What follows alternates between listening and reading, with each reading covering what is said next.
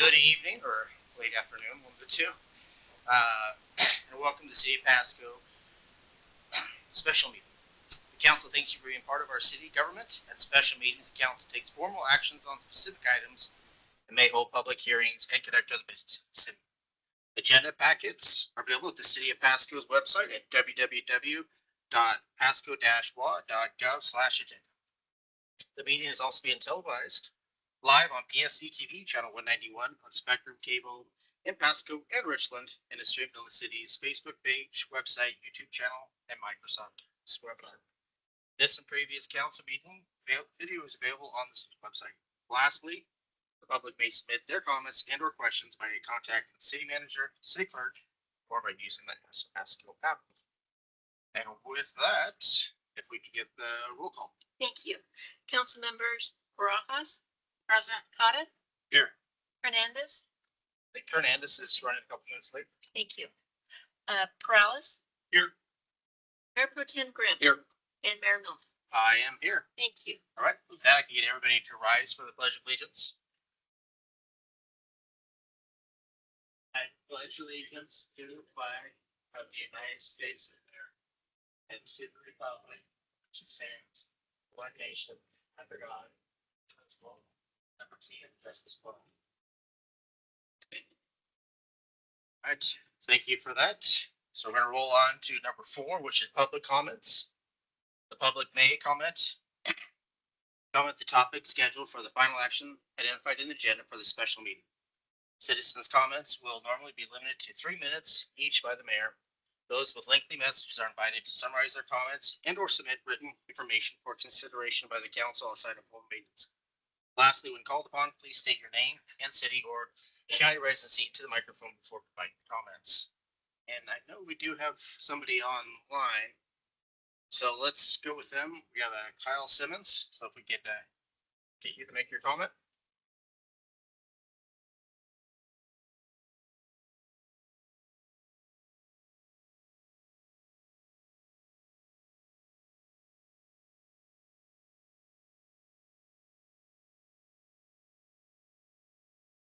Sorry, what was the person's name there?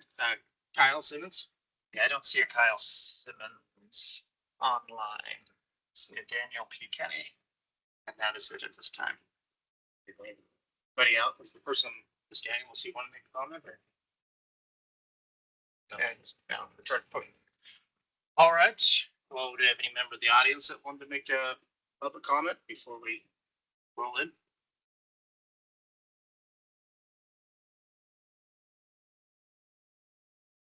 So you can have another Simmons. My name is Shirley Simmons, and I live in the city of Kennewick. I'm here in support of Melissa Blaisdell for the council seat at large. To disclose, I've known Melissa for about 20 years, and it's been mainly through hospitality and that kind of community involvement. Melissa is exactly the kind of leader Pasco needs. She has proven this by giving her service on the council. Even though she lost her seat in the recent race, she has shown she will not give up. She is honest, hardworking, and deeply committed to this community. With her strong background in hospitality, she understands the heart of Pasco, a fast-growing city built on service, connection, and welcoming people from all walks of life. She is also the only woman currently running for this role. If she is not appointed, there will be no woman on the Pasco City Council. Representation matters. Having a woman's voice at the table brings balance, perspective, and lived experience that strengthens every decision made for this community. Pasco is expanding quickly, and you need someone who knows how to work with people, build relationships, and keep this community moving forward. Melissa brings professionalism, integrity, and a kind of real world experience that truly matters. She listens, she shows up, and she follows through. Pasco would be incredibly fortunate to have her serving at this at-large position. Thank you very much. Thank you. Any other member of the audience that would like public comment? I think the guy in the back jumped up first, but I'll be sure that you're third.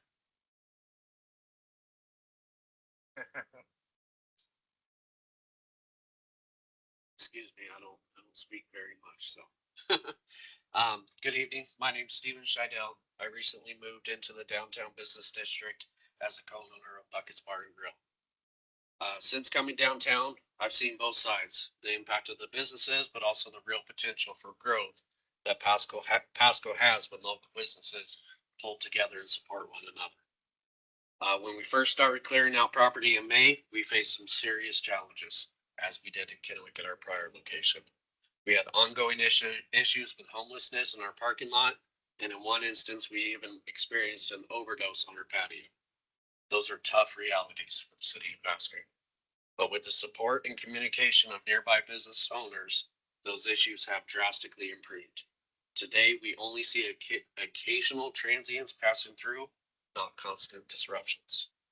One of the most meaningful moments for me was meeting Melissa Blosdale. Not in an office, but in the back alley behind our business, helping clean up downtown. She introduced me to the community, shared her knowledge of Pasco, and talked about growing up here. That moment mattered to me because it showed who she is when no one is watching her. Melissa has deep passion for the city, and she has constantly shown the will that she will stand up to local businesses and for responsible growth. We need leadership that is willing to take a stand, to keep board, covered storefronts from lining our streets, to prevent Pasco from becoming a coast town, and to bring people back downtown through community events, partnerships, and support for small businesses. So today, when you cast your vote, I sincerely ask that you think about what's best for downtown Pasco. As a business owner that is greatly investing in the city of Pasco, I strongly believe that Melissa Blosdale is the right person for that large position. Appreciate your time. Thank you for those comments. Missed the front row. Okay.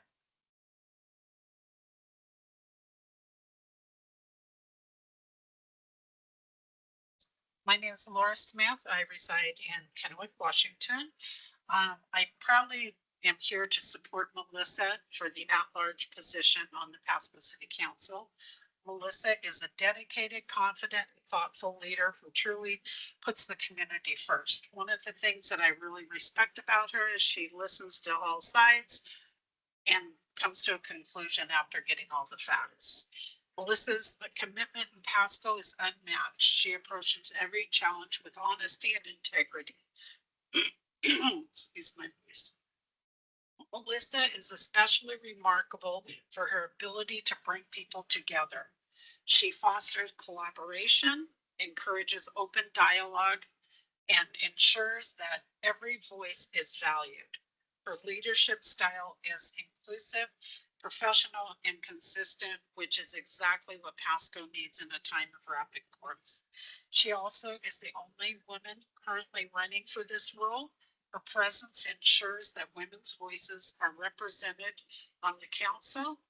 If she were not appointed, there would be no woman serving at all. And that perspective is essential for balance, fairness, and long-term success in Pasco. Pasco is moving forward quickly, and we need leaders who can guide us wisely and with care. Melissa is that leader. She is committed, knowledgeable, and fully capable of making decisions that benefit the entire community. I proudly support her and strongly encourage everyone to support her in the at-large position. Thank you. Thank you for those comments. Any other members of the audience that would like to make a comment? Once, twice. All right, going 3 times. All right. Let's jump on to item 5, which is new business. We got 5A, resolution number 4691, legal counsel services agreement. And we're going to start it off with Harold Stewart. Thank you, Mr. Mayor, members of council. As you're aware, Mr. Ferguson will not be serving as city attorney after the first of the year. So we've been going through a process. Well, we've actually been going through 2 processes. One is as the council previously approved, the budget process was to hire um, inside counsel. We've been working on a interview process to hire an actual city attorney's position internally, but also with not having a lot of confidence in getting a lot of applicants because it's a tough position to fill and recruit. We simultaneously also move forward with doing an RFP. Request for proposals for any law firm interested in serving as the city attorney for the city of Pasco until we are able to fill the city attorney's position. So we had 2 law firms that applied for that. We had a panel that made up of 2 council members and staff to do that. The recommendation is before you to move forward with Ogden Murphy Wallace for the city attorney until we complete the transition. So I'd be happy to answer any questions. I believe we have a representative from their law firm online as well if you have any questions from them. All right, does any member of the dais have any questions about this, the legal representation?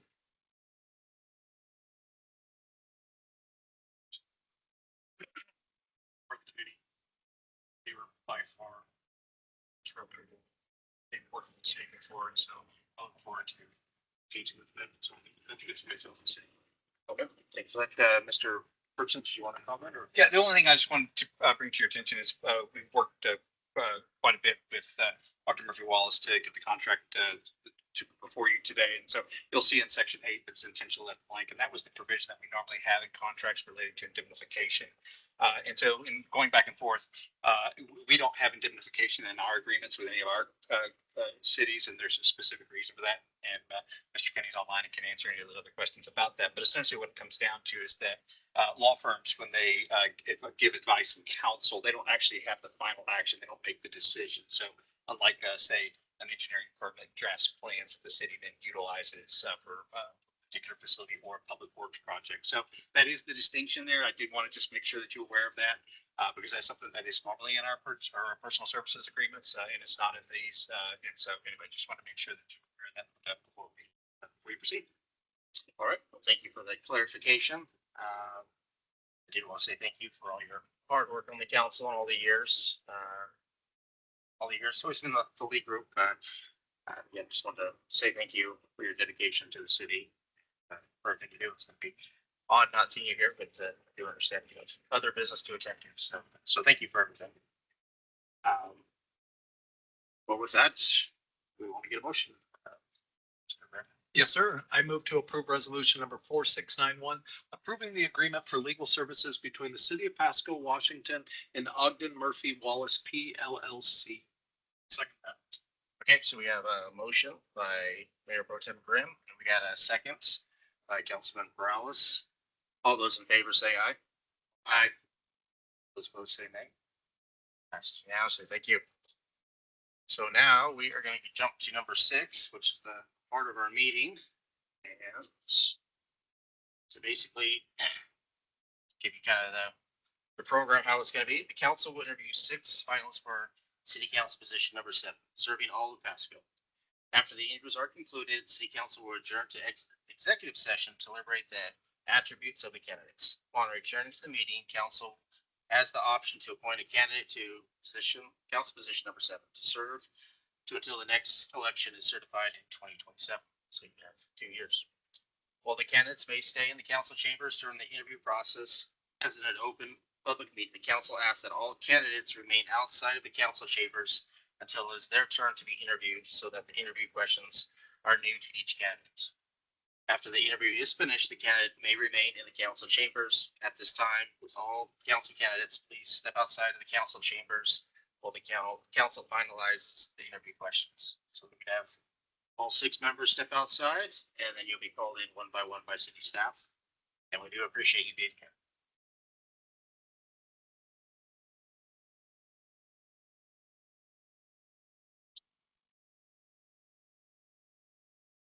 All right, so with that, we have a whole group of questions. And let's start with the right and start with Councilwoman Councilwoman Barajas, and select which one you'd like to read, and we'll go from there.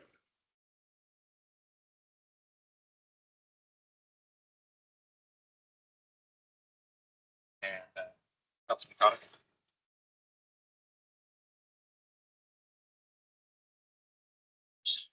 Mayor Green. Councilman Morales. No.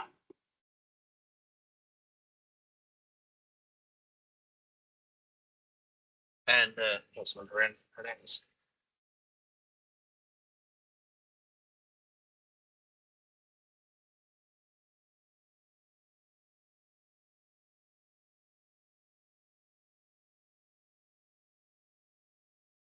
And I'll do some.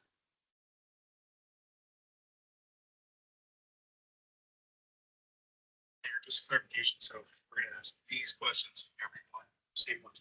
Yes, okay. So we ask that you not deviate. All 6 applicants get the same question. So it's fair for all. Great. So. Yep.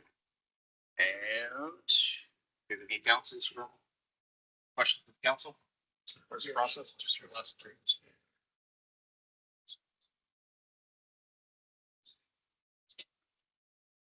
We don't have to do all. Okay. I know we have, I think what is, for each one, we have, what, 20 minutes, or 15, 20 minutes? 8 minutes? All right, so I don't think we're gonna have time for extra questions. So with that, and again, we'll start off, I'll get the process rolling, and again, we'll go right to left. So when we get to Graham, then I'll go, and then Hernandez will finish up with the questions. So we'll basically go from as far as the order of questions. Okay. All right, we are ready.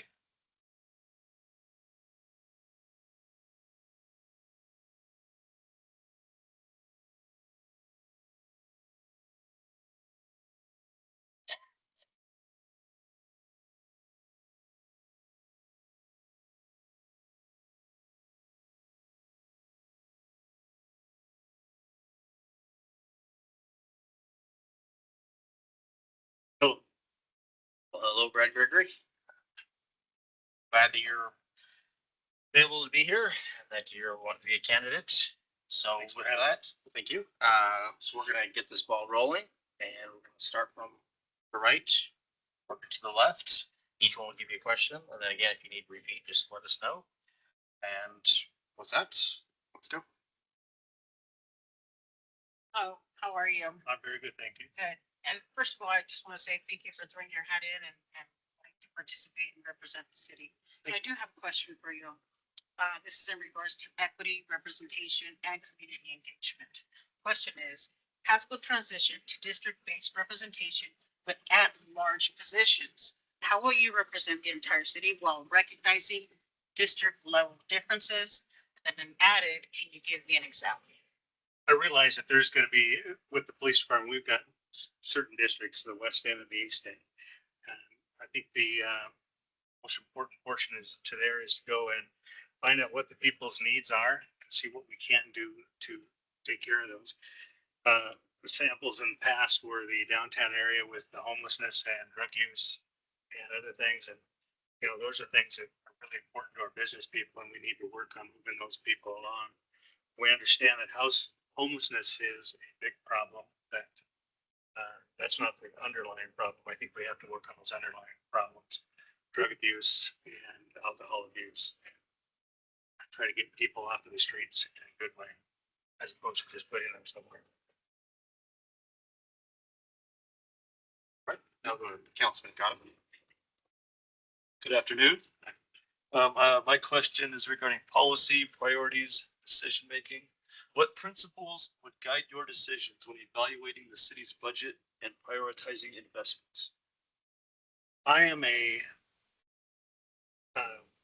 financial conservative. I believe that we have a budget that we have to live on. We have to take a look at items on the budget, and we may have to pull things off or move things around in order to take care of them. People's lives are probably most important. That would be probably where I want to start, just making sure that we are taking care of those problems. But we also have to look at a budget. We have a certain amount of money, and we have a budget for what we can. But life is most important. What are we gonna do for quality of life for the people in Pasco? Thank you. Thank you for that. Let's move on to Deputy Mayor Griff. Thank you, Mr. Mayor. Thank you, Mr. Gregory, for applying, and I appreciate your decades of service to the Pasco Police Department and community at large. Thank you. My question revolves around public safety, and community well-being. How would you support community-based approaches to public safety and mental health? I think the project that we had a few years ago where we had a mental health professional that worked with the city, I think we need to reach out to people that have mental health problems and we can help them with. I like the idea of talking to people where they live and even if it is on the street and getting them, helping them get into places that can help them, whether it's drug addiction, mental health, just housing. I think we have to be out on the street. We have to be talking to those people and have the facilities and programs to help them. Right, thank you, sir. Good. Thank you. That's my questions here. Describe a time when you faced a difficult decision that required balancing competing interests. What was your approach? So we probably dealt with this on an everyday, but how would you answer? You know, as a detective sergeant, I mean, that was a regular basis where we would have several problems that were happening at the same time. And the problem has always been life and safety first. So in case of a major incident, first thing we want to do is take care of the people and get the people where they are safe and take care of the people that are injured and get to the people that are injured. As a supervisor on patrol, that was one of my first responsibilities is when I get to the scene, I got to make sure that that scene is safe. If it's a collision, we have people standing, we have power pole lines down. So you've got to prioritize those things first and then move on to eventually enforcement, but first taking care of what people. Okay. And then the second part of the question is, what do you see as the role of an at-large city councilor in maintaining a unified city council? I think the amazing thing about the at-large position is that person covers the whole city. So you have to be able to reach out and talk to each district, which includes each one of you as well, and find out what the problems are in that area. I think it is really important to know as much, if not everything you possibly can about your city. That way, when somebody one of the districts comes up and say, I've got this problem, my job is to have knowledge of that going in. So I think the at-large position is probably one of the more important positions because you got to know it all. True. All right. Well, with that, we're going to go on to Councilman Rose. How's it going, Brandon? Also, thank you for your service to our city. My question is, why are you the right choice to serve the residents of Pasco as an at-large city council? Well, I moved to the Tri-Cities in 1978. I was a kid from a small town. You may have heard of Old Matt. I moved to Kennewick. I moved to Richland. I never felt at home.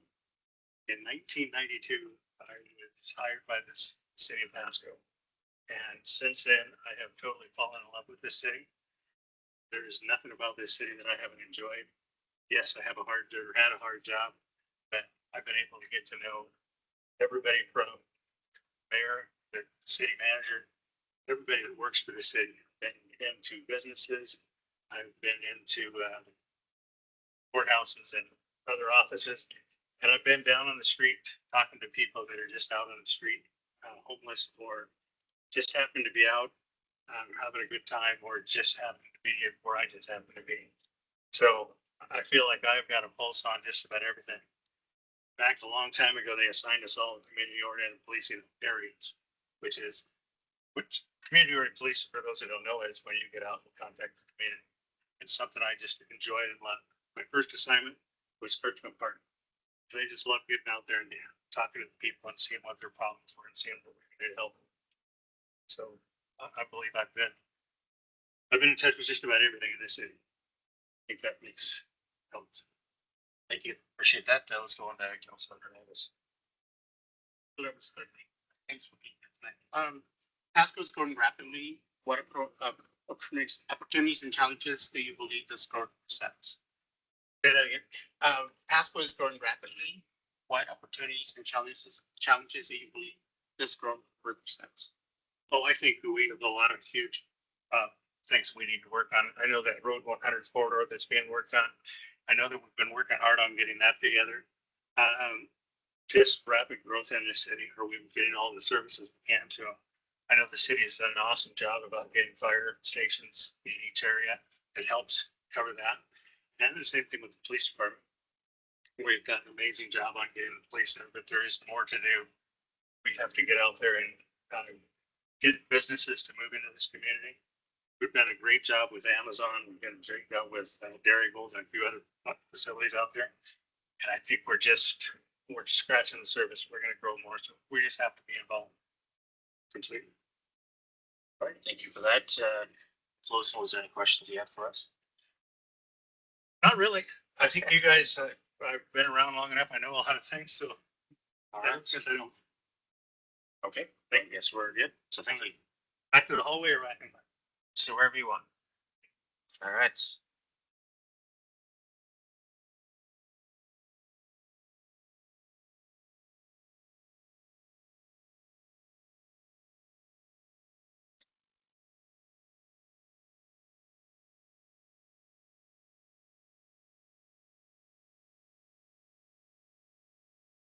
Hello, good evening. Hey, good evening, Abel Campos. We've known each other for a long time. I know you also know everybody on the council, but thank you for taking time out of your afternoon, and thank you for being here. Thank you for wanting to serve.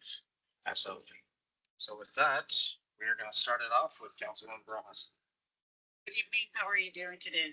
Doing fantastic. Thank you for the opportunity. I'm glad to hear that, and please don't be nervous. But first of all, I just want to say thank you for participating, throwing your hat in, representing the city. My question to you is in regards to equity, representation, and community engagement. Pasco transitioned to district-based representation with at-large positions. How will you represent the entire city while recognizing district-level differences, and can you give me an example? Yeah, absolutely. I think that it's a great thing that the city did that. I think it's very important as a city council member that we understand that there is district representation. I think the example that we would have, especially with this position at large, is understanding that even though the district can give us some great insight and some understanding with that, understanding that the district information is what I would consider the data and the information that we need. But I think it's important that we have a citywide lens. And so it would, the way that I would process it would be that the information that I get from the district, they're giving it from their perspective, and it's valuable and it's informational, and I got to listen to that. But always making sure that I have a citywide lens and going with what is important for the whole city instead of just one district. Because I know that every district, even though it's important, they're going to have their own perspective that really is going to be beneficial for their district. However, this position is rather has to be a full wide citywide lens. So that's what I would always focus on. Thank you for that. Let's jump to Councilman Cotta. Hello, Abel. Thanks for being here. Thanks again.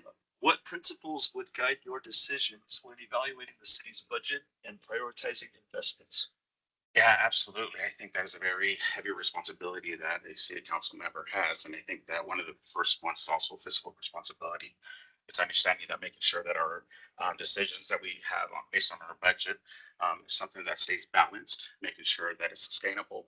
And I think that we should make decisions that really reflect and making sure that we don't make decisions that are really going to impact the city to where we can't sustain it at all. And so fiscal responsibility would be a big one. I think we already have a strategic kind of plans in place for the comprehensive plan and the goals. And so it would be important that we stay in alignment with that.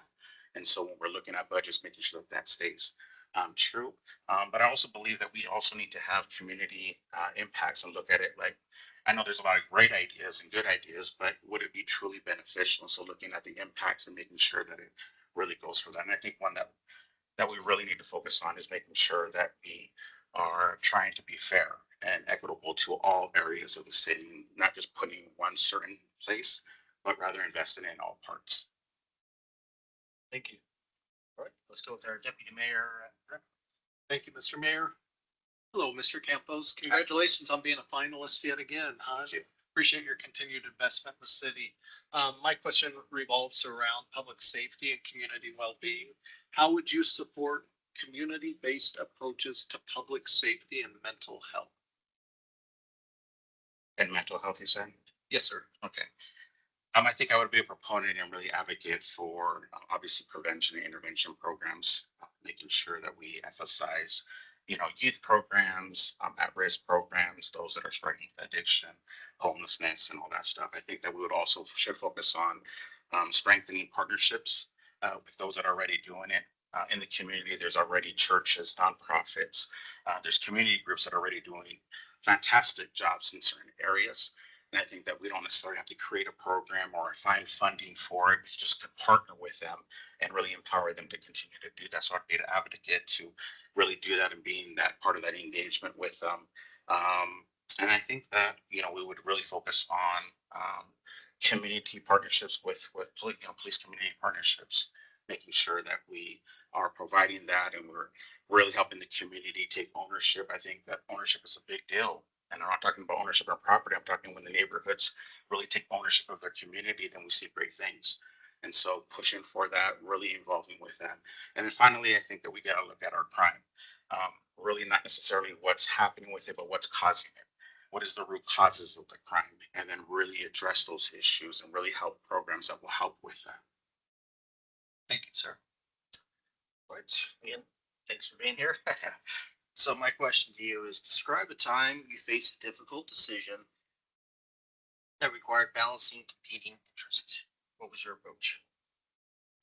Yeah, that's always difficult because I think in every single capacity where you're at, you're always going to have that, whether it was in my classroom with students, whether it was in churches trying to choose in two different sides, or whether it was a community and planning commission when you have two different options with that.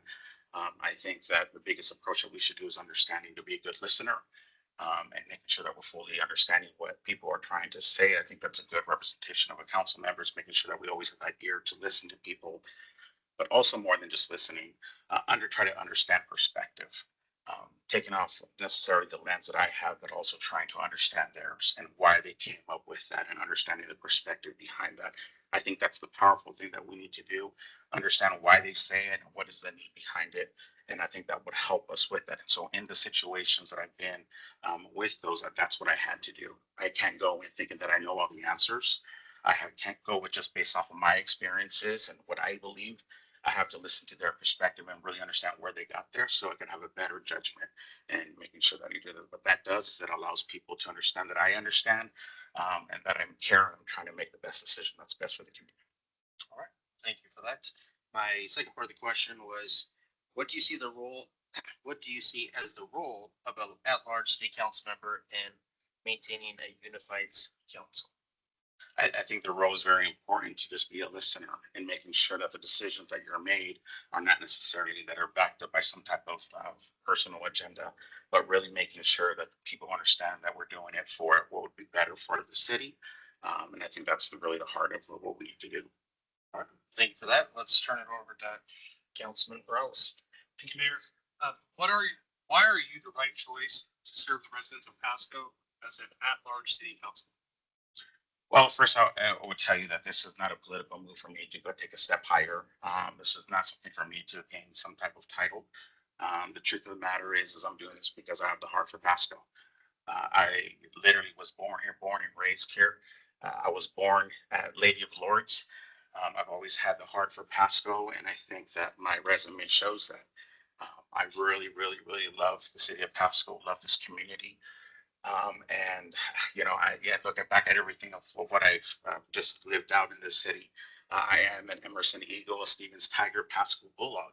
That's who I am. I live by the Port of Pasco. I live by Edgar Brown Stadium, and now I'm in District 4.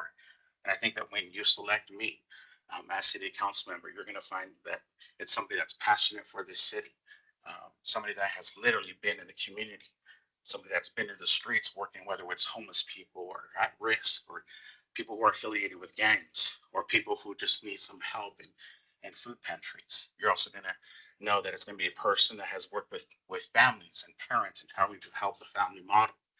And through all of the different stuff, I just really have invested time and energy of getting to know really the people of this community. I know that we all talk about having the heart of Pasco, but I've lived it. And I think that if you look at that, you would understand that's what it does. And one of the biggest achievements that I've ever had was not accolades or achievement, an award that somebody's given me. It was being inducted to the Hall of Fame at Pasco High. and they did it because of the community involvement that I've done.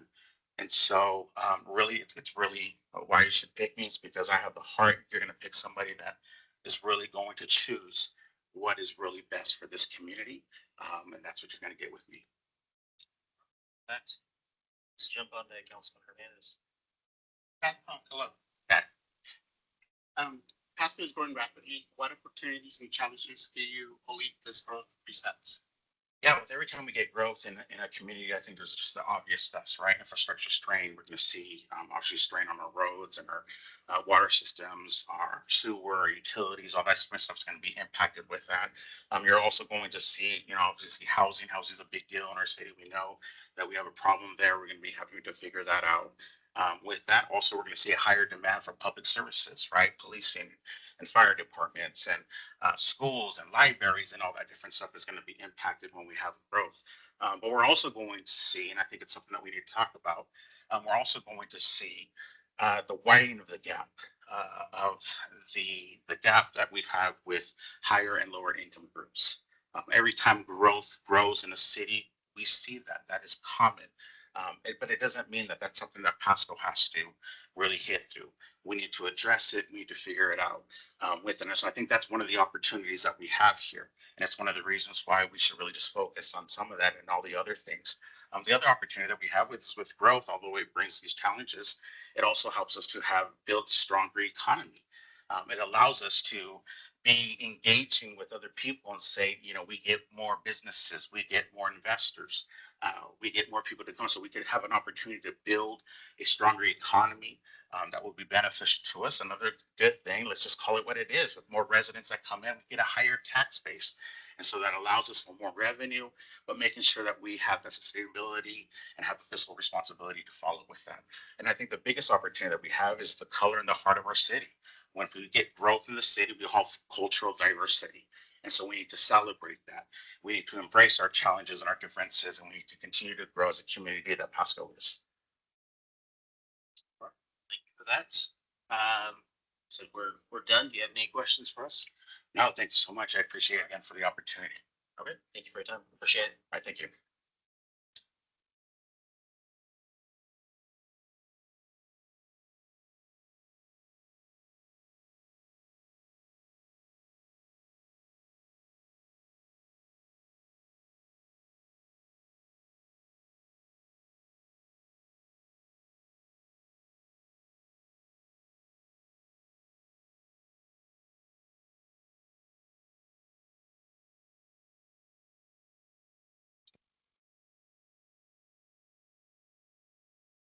Yeah, Charlie, if you want to just at the podium there and we'll get the show going. Gotcha. So I do appreciate your time and for coming down here. Again, it's a big honor to be in the finalist. So with that, we're going to start it with Councilwoman. Boy, I should be shot for that one. Barajas. Thank you, Mayor. Charlie, thank you for being here today. Just want to say thank you for participating, putting your hat in to represent the city of Pasco. My first question to you is in regards to equity, representation, and community engagement. Pasco transitioned into district-based representation with at-large positions. How will you represent the entire city while recognizing district-level differences, and can you give me an example? That's a good question. I don't look, I look at Pasco as one city. I serve everybody with our business. So I'm out to help everybody. I want Pasco to have the same kind, I want Pasco to be the same kind of Pasco that I had when I was a kid. I think that I can help with that. All right, thank you for that. Let's jump to Councilman Cotta. Thanks for coming. What principles would guide your decisions when evaluating the city's budget and prioritizing investments? Again, it comes back to my business background. I'm used to having to do that type of thing. Again, it's on a different scale, but I mean, we're adding zeros to what I do, but I think that I'm able to prioritize, see things that might be able to be trimmed down, and I don't want to spend any more money than we absolutely have to spend. Thank you. All right, we're gonna move on to Deputy Mayor Grimm. Thank you, Mr. Mayor. Good evening, Mr. Grigg. My question involves or revolves around public safety and community well-being. How would you support community-based approaches to public safety and mental health? Well, I'm an originating member of the Pasco Police Foundation. I have put a lot of money behind that to try and come up with things to help our police officers and their mental health and to be able to make our city safer. As far as the mental health portion of it and the facility that's going in Kennewick, I don't know a lot about that, but I would dig into it. Thank you. All right, well, thank you for that. So my question to you is, describe a time you faced a difficult decision that required balancing competing interests. What was your approach to that? Again, it's in business, I've got to do the same thing all the time. I mean, there's things that I want to do, there's things that customers would rather have, and I have to balance those things because I'm trying to serve the community. Some things that we end up doing are not necessarily things that I had in my mind when I started, but in listening to people, we try to follow what they're after. All right, well, thank you for that. And the second part of the question is, what do you see as the role of an at-large council member in maintaining a unified city council? Well, being at large, to me, it's just one position on the council. I think that I can work with everybody that is in the council. Everybody has different opinions of things. I think that I'm pretty good at asking people questions as to why they feel a certain way, letting them know why I feel a certain way, and then be able to come to some sort of a conclusion with them. Okay, well, thank you for that answer. Let's jump to Councilman Perales. Appreciate you being here. Why are you the right choice to serve the residents of Pasco as an at-large city council member? Again, I've been here my whole life. My family has been here with the business since 1939. I'm 63 years old and have lived here my entire life. I've seen the good, the bad, and the ugly of Pasco, and I know what the good is. We're on a lot of the right tracks, but I want this to be the town that I want this to be the best town in the Tri-Cities. I want people to say, I live in Pasco, and they're proud of it. I want people to live in Richland, Kennewick to say, I want to live in Pasco. That's what I'm after. All right, well, thank you for that. Let's jump to Councilman Hernandez.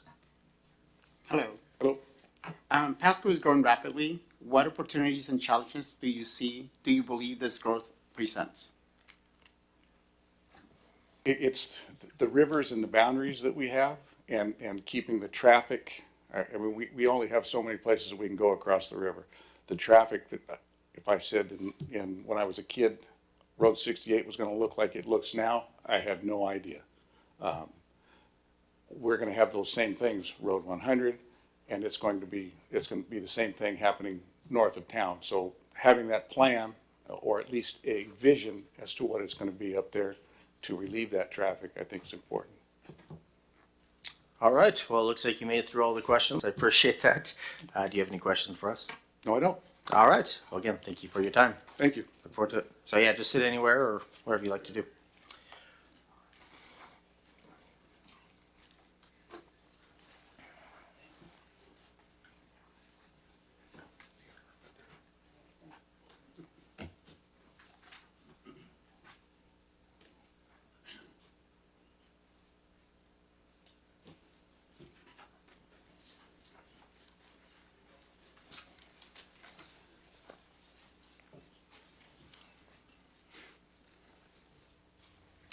Well, Patrick Jones, thanks for coming out. Do Good evening. appreciate you. Yeah. Thank you for having me. I appreciate it.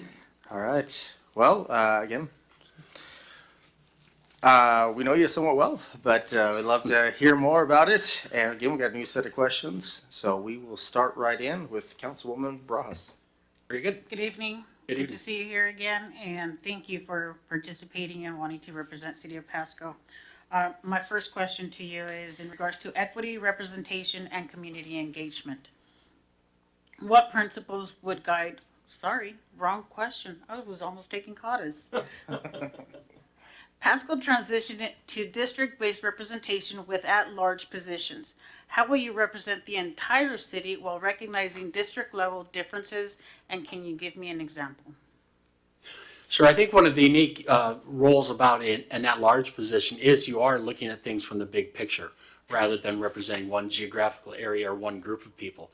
So I think that the unique challenge would be to have a big picture view of things, talk to a variety of people from around the entire community, businesses, residents, large and small, to see how decisions would impact the community, how it would impact spending, how it could impact taxes and all of those things, and then share those thoughts with the fellow councilmen and the people that it could impact, and really do the work needed to find out how this type of thing, whatever the issue is, could impact how we move forward.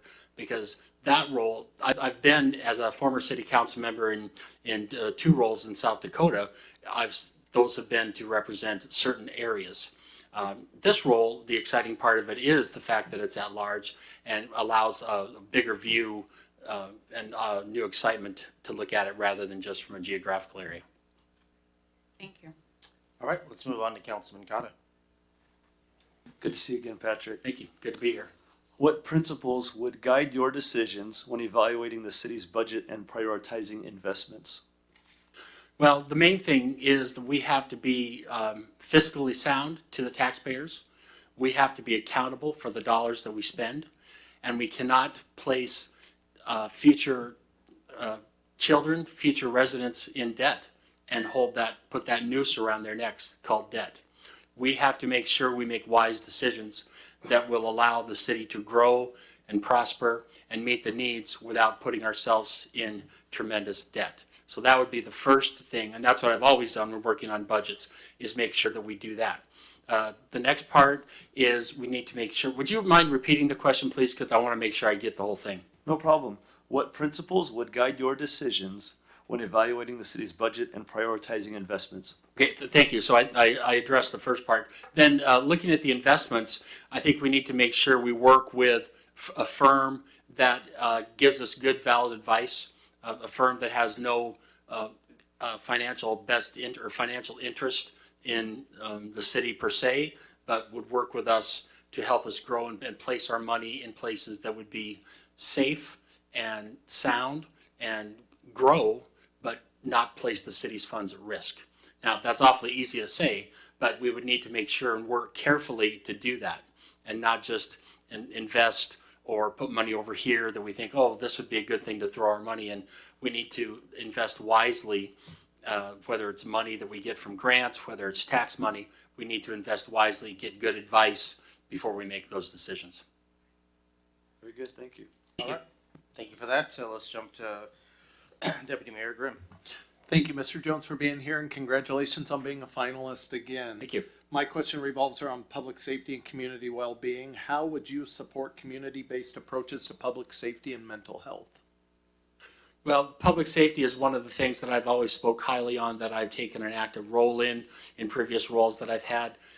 Mental health is kind of a buzzword right now in a lot of different areas, but we know that if we take care of the mental health of our community, we can prevent a lot of things from happening. And if we invest in the mental health of our citizens, we can prevent a lot of crimes from happening, we can prevent a lot of family violence from happening, and we can create better, safer places for our children to be. So investments in mental health facilities, mental health care for people will pay dividends. We don't see the dividend right away, but it's the kind of dividend that we would see in the long haul.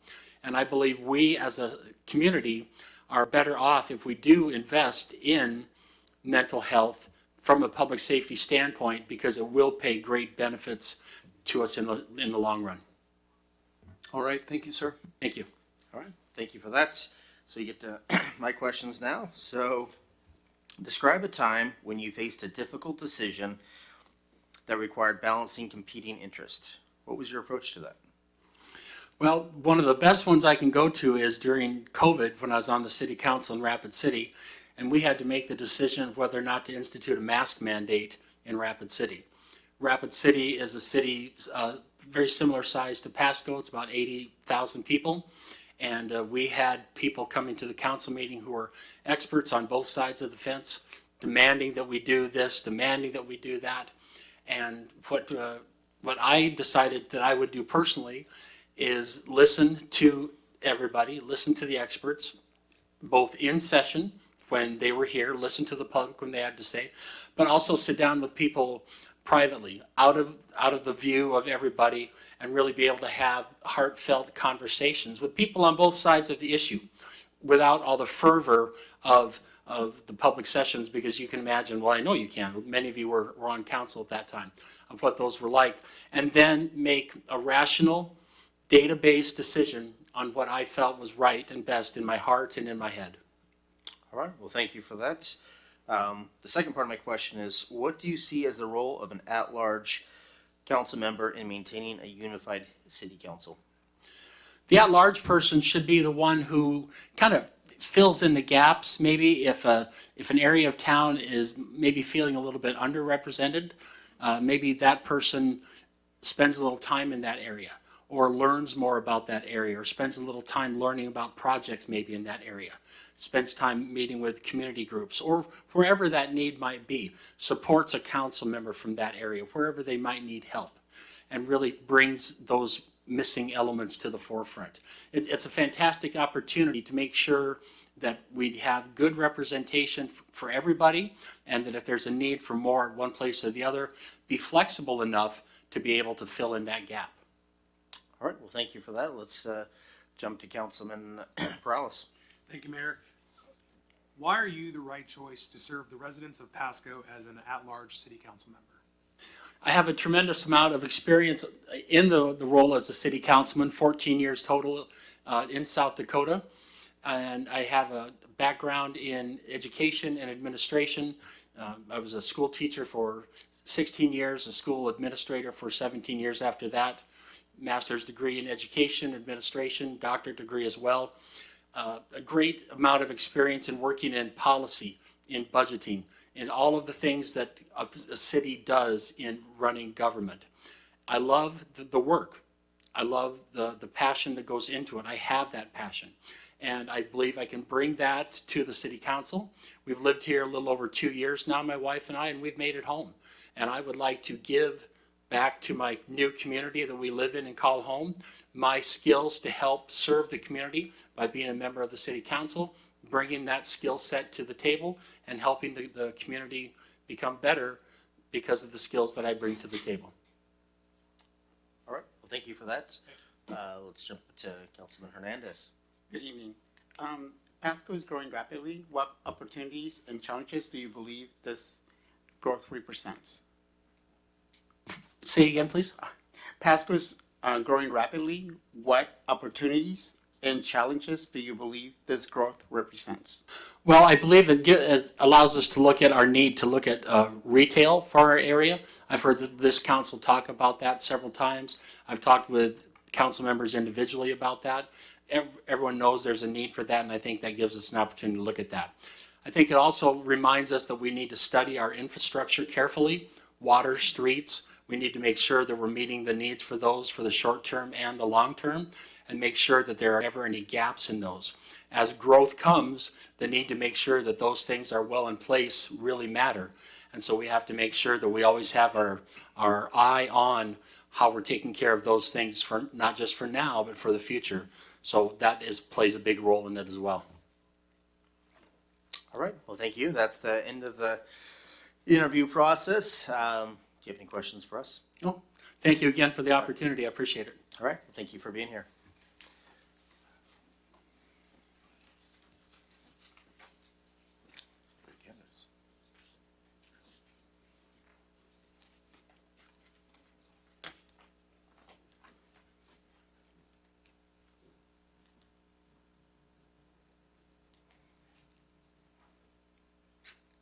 Thank you for coming. I was going to say Councilman Blaisdell, but can't say that at the moment. But we do know you, and we do appreciate everything you've done. And is the mic on? The mic is on. It must seem weird to see us from this side, but we'd love to give you some interview questions. So with that, we are going to start off with Councilwoman Bras. How are you doing, Melissa? Good. Good. Good to see you, and thank you for putting your hat in to represent City of Pasco. First question to you is in regard to equity representation and community engagement. Pasco transitioned to district-based representation with at-large positions. How will you represent the entire city while recognizing district-level differences? And can you give me an example? I would say I respect everyone's position that they're in. So I would never step on anyone's toes within their district, especially if they're very actively involved. If someone were to reach out to me with a concern, I would definitely bring it to that council member's attention and discuss it with them. Make sure that they are also aware, so then collaboratively we can get the solution figured out. And two heads are usually better than one, so. Thank you. All right, thank you. Let's jump to Councilman Cotta. Good to see you, Melissa. What principles would guide your decisions when evaluating the city's budget and prioritizing investments? Well, it's not a secret. We're in a serious deficit right now. So I think going forward, we definitely need to look at the budget and cut costs. If it's true that we have 100 extra employees that we added, we need to evaluate those and cut the fat off of in the budget and really dig in and see where we can cut and save money, because if not, it's just going to keep getting bigger. Sorry, there's an echo that's thrown me off. But we do need to really stop spending. From whatever, and don't get me wrong, I love all of the events that we put on in the city. I was under the impression that this year we weren't going to have Winterfest, or we weren't going to have some of the events, and we're still spending money where we probably could cut down a little bit on some costs, because every dollar counts. We have $10 million that we need to cut, but we need to look at everything, and we really need to. I understand some people want more taxes. I don't want more taxes, but we need to really dig deep into this, where we're spending and the extra employees that we have. Thank you. All right, let's jump to Mayor Pro Tem Grimm. Hello, Ms. Blaisdell. Good evening. My question revolves around public safety and community well-being. How would you support community-based approaches to public safety and mental health? It's no secret. My number one thing on my campaign was public safety, and it always continues to be that. I want to make sure that every single person in Pasco feels safe, that our kids are safe. I support the police and fire, making sure that we have enough officers and first responders to be able to go on those calls in a timely manner. Now, as far as mental health, with the new mental health coalition opening up, hopefully that will help get some of those people assistance, and that we can collaborate as a community, help everyone get off the streets or with addiction, or the homeless, get them the help that they need. All right, thank you. All right. Well, again, thank you for being here. So mine is describe a time you faced a difficult decision that required balancing competing interests, and how did you approach that? Well, fluoride is the hot topic that we've all had to face. That was one of the hardest decisions I've had to face. And I will tell you this is how I voted. I voted on how fluoride was going to affect my district. And I needed to make sure that because I live in a lower income district, the fluoride was going to the people that could not afford dental, that if the studies were true, that fluoride in the water would help. And then I needed to make sure that the people in my district were taken care of. Whether I had a personal opinion of having fluoride or not, that's how I voted. So that was, I outweighed, and it was weighing very heavy on my heart. I went back and forth to decide, what was the best yes or no answer. And I decided to vote not to take fluoride out of our water. All right. Well, again, I appreciate that. Side comment, I did face the same dilemma, and I had voted in my district because I had heard the most comments about taking fluoride out. So it wasn't just, I agree with you on that one. It wasn't a haphazard just choice. It was something that weighs on you very heavily. So, again, but I want to say one other thing. No matter what the decision, big or small, I truly outweigh what's best for, in that case, what's best for my district. So,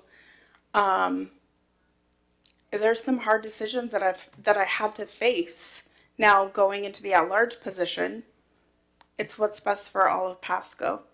And I've always expressed how much I love Pasco. Pasco is my passion. I want to see everyone thrive, no matter if it's residents or business owners, if it's downtown or if it's the west side.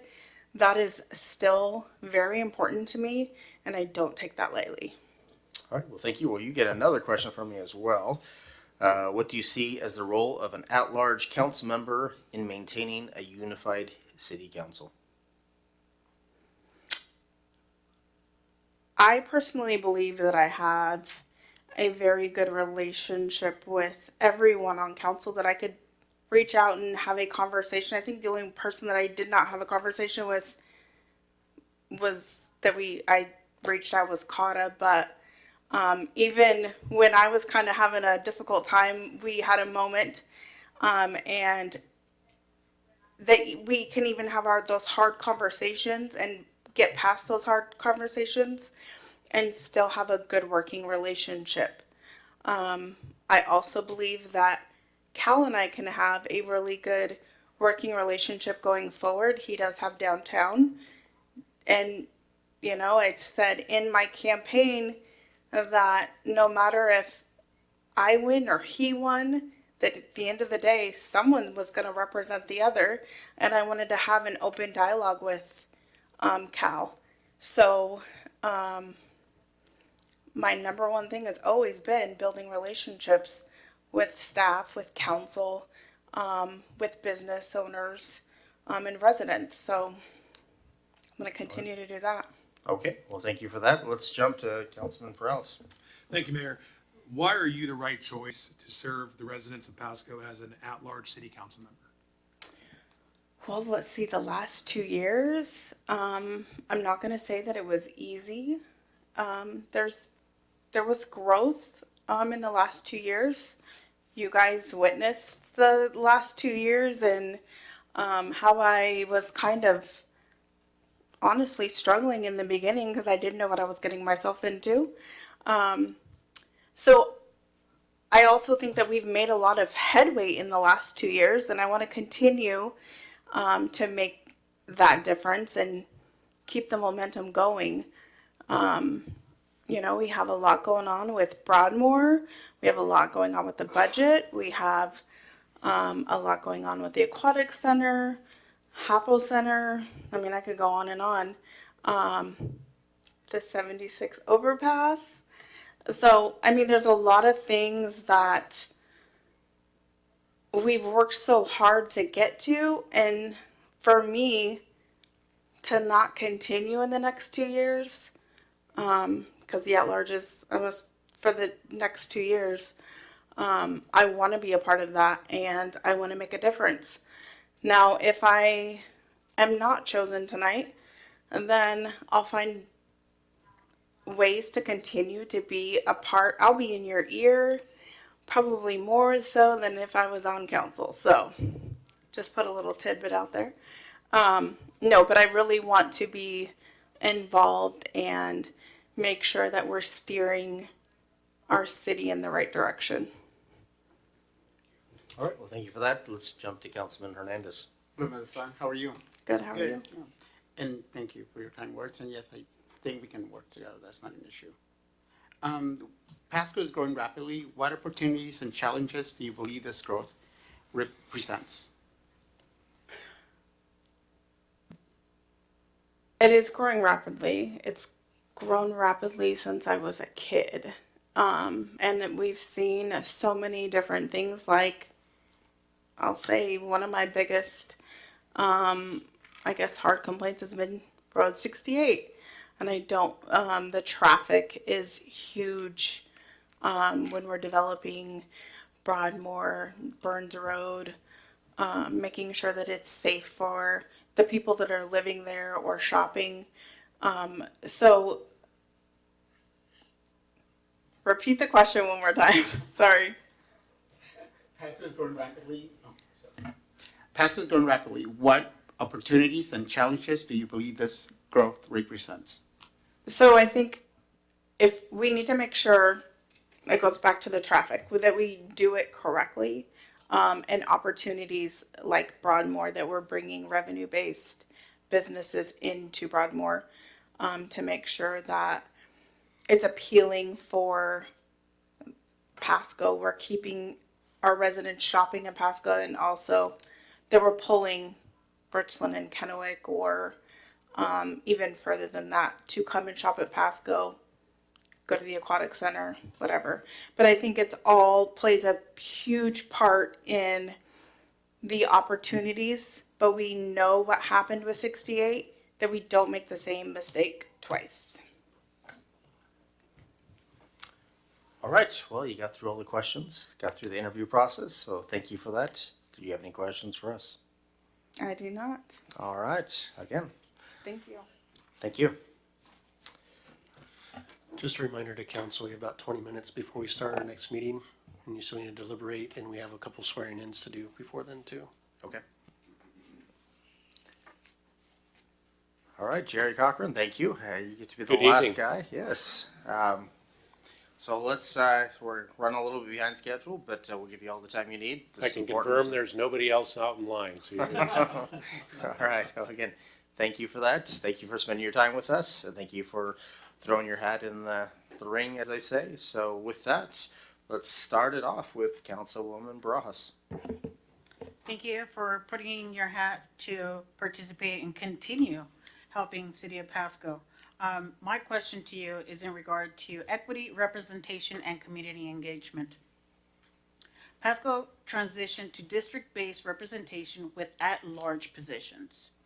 How will you represent the entire city while recognizing district-level differences, and give me an example? yeah, I think part of it is, I'm a District 5 person, but an at-large position requires that I get out beyond my district and start getting to know others in the community. Trying to get around to the districts, learn about the different issues that happen in different districts. Because I know that, for example, in District 5, where I'm at, is very different than other parts of Pasco. And I think the best thing for me to do is just get to know the folks and actually spend time with them.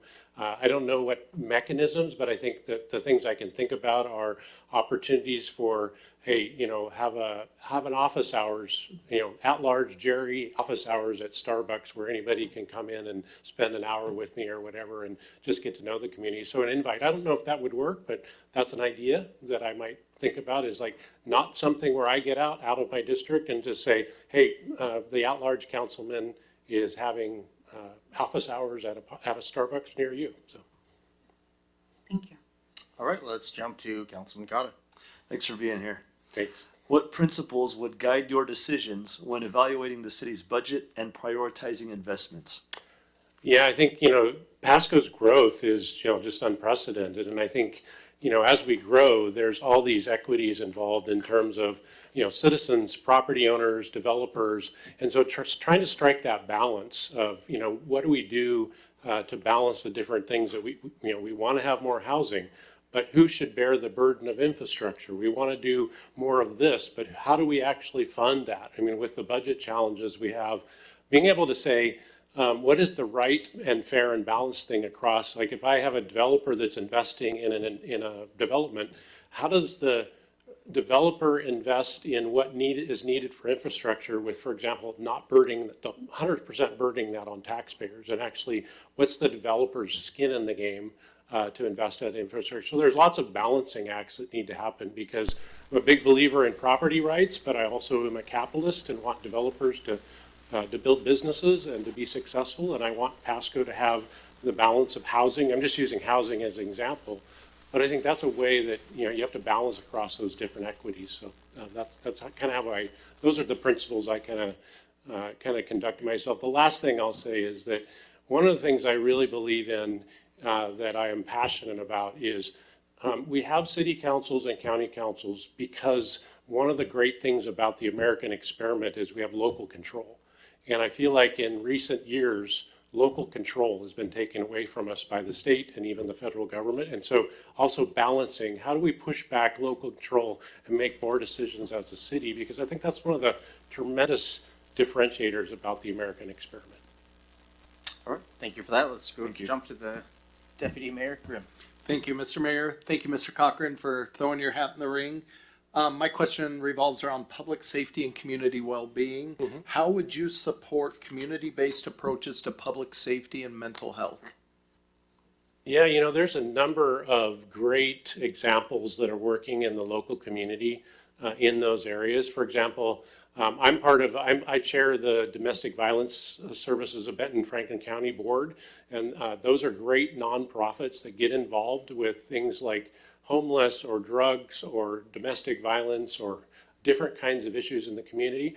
The other one that I'm really passionate about that has made a big foothold in Pasco is the Grace Collective, used to be called Grace Kitchen. That's an area where they're downtown Pasco, right in the center of the areas that are where they're down the street from the Union Gospel Mission. They're in the old Union Gospel Mission building.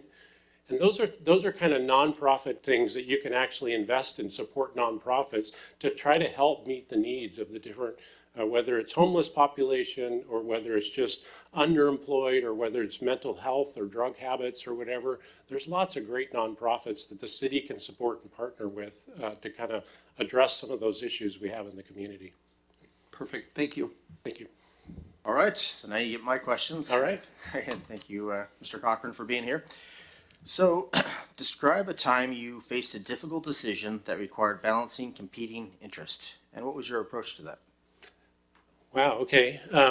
So one of the things, I can remember, I think we've submitted our resumes. I serve at the Pacific Northwest National Laboratory on the executive team. I'm the Chief Information Officer, Chief Digital Officer. We went through recently some serious budget reductions at the laboratory. And those are the competing interests are, we had to make some challenging decisions about how to live within a new federal budget construct. I ended up having to lay off over 50 people from my organization of 380. Those are some tough decisions. And what we did is we balanced the approach of where do we need to cut based on the business functions we're trying to provide, and then how can we actually, the human element is every time you reduce a staff member and either do whether it's a voluntary or involuntary reduction, you have to realize that there's the human side of that. There's somebody's livelihood that you're messing with, right? And so one of the things that we tried to do in that is we take, at the laboratory and in my team, my organization, we tried to take a very balanced approach to how are we impacting people across the spectrum of different demographics and things like that, and what is the impact on their families, and making cuts in the areas based on business drivers, but also factoring in the human kind of side of those reductions. And I can tell you, for me and my leadership team, it's probably the toughest year we've ever had to go through some of those deep budget cuts. All right, well, thank you for the answer. Let's jump to the second part of my question. So what do you see as the role of an at-large council member in maintaining a unified city council? Well, I think, not being beholden to all of Pasco and not a particular district, trying to think across the differences in different equities in different districts and be the voice of, one of the things I always think about is whether it's across political differences or any sort of differences, is we don't spend enough time just talking to each other and hearing each other out. And so spending more time trying to encourage conversations. I had a conversation recently with one of my direct reports who is not the same side of the political spectrum as I am. And he and I sat down, went out to a happy hour, and what we talked about is, what I found is my biases about where I thought he would be on certain positions were completely wrong. And when we sat down and talked about it, we actually found more things that we had in common than differences. And I think at the city or county or state or federal level, when we talk about the differences and how to unify ourselves, it's just taking the time to say, wow, I thought you'd have this position and I just learned that you don't, and why. And I think that's important to us because I think we don't, with social media and the polarization that's going on in our country, I just don't think we take enough time to just talk to each other and hear each other anymore. All right, well, thank you for that answer. I appreciate it. Let's jump to Councilman Perales. Thank you, Mayor. Why are you the right choice? Why are you the right choice to serve the residents of Pasco as an at-large city council member? So I think part of it's all about service to me. I think I retired from 27 years in the Air Force, service to my country. I think that I served the last 5 or 6 years on the Planning Commission just because I want to serve my city. And I was a transplant in 2017. Got a part of some different great organizations like Leadership Tri-Cities. Craig Mahoney, former councilman, talked me into joining the Planning Commission or applying to the Planning Commission. And it was just a way of, when you have been given much, there's a responsibility to serve and give back. As an executive at one of the largest employers in Washington, Eastern Washington, and the largest employer in Tri-Cities, I have an obligation and a responsibility to give back to the community and to support the community. And so I see this as just an extension. I see this as, kind of a transition or a next step from my service on the Planning Commission, and just more overall. I think it makes me a better, well-rounded person, that it's not just Jerry, the job at PNNL, it's Jerry who has more facets to him in terms of service. So that's the way I look at it. All right, well, thank you for that. So let's jump to Councilman Hernandez. Hello, good night. Good evening. Pasco is growing rapidly. What opportunities and challenges do you believe this growth represents? So I think I alluded to some of there earlier, is that, we have a lot of demands and pressures on us to provide the right mix of affordable housing, provide the right mix of commercial zoning and businesses. We have citizens that want things. We have developers that want things. We have to be responsible to our budget. A lot of that growth requires investments in infrastructure. And so how do we fund those investments in infrastructure without either burdening, it's that balance I talked about in an earlier question, is, how do we make sure that the balance across the burden that we put on taxpayers and citizens versus developers, how do we balance that out? And because I don't believe, that growth is going to creates a lot of budget challenges. It creates a lot of other challenges. How do we actually make sure everybody has their equities and they're supporting? I think one of the biggest problems with our growth is the infrastructure demands it's putting on the city, with whether it's water, sewer, power, whatever, being able to build out that infrastructure to bring it to where those developers need to grow for the housing. And how much should the developers take on that burden versus the homeowners that buy the homes versus the taxpayers? And I think our taxpayers are taking on a good enough burden as it is. And so it's how do you balance that out with making sure that other folks have that responsibility to invest in that? So that's one element of the growth that I think is probably the most contentious and challenging area of our growth, is just that, building infrastructure, housing, affordable housing, all that. So. All right, well, thank you for that. You are done with the interview questions. Okay, thank you. Much appreciated. Before we adjourn, did you have any questions for us? No, I just appreciate the opportunity and the time you've taken to go through this process. I think you have a great slate of candidates, so I'm happy with whatever choice you make. So. All right, well, thank you for that. Yes, I think it was some amazing answers. It was yeah, definitely unique hearing it from all different points of view. Again, phenomenal answers. I don't know if we're going to jump to an exec session. I don't know how we're going to get this done. But we're all a smart group of people, and I can't wait to hear the discussions. So 7A is to evaluate the qualifications of a candidate for appointment to executive office per RCW 42.30.110 subsection 1 subsection H. I think we need 20 minutes. I'll probably have to do an extension. I know we are up against the next meeting, but we do want to get this right. So I do want to hear every councilman. And again, we'll definitely decide as a council who is the next person. It's not just me, it's the whole council. And I appreciate everybody's advice. And again, I very much appreciate everybody coming here. Again, phenomenal answers. By far, I think the best I've ever heard in my life. So thank you. And with that, it is 5:51 and we'll be back at 6:11 if everything goes right. All right, as I said, the clock back there, I think it's about a minute different. It's been a clock back here, but we'll get that squared away. We are back from exec session, and I definitely say a lot of lively conversation. Definitely, this is not an easy choice. It definitely, again, everybody phenomenally qualified, phenomenally great questions, great answers. Yes, again, very hard choice. I'd definitely say the council, it was not easy.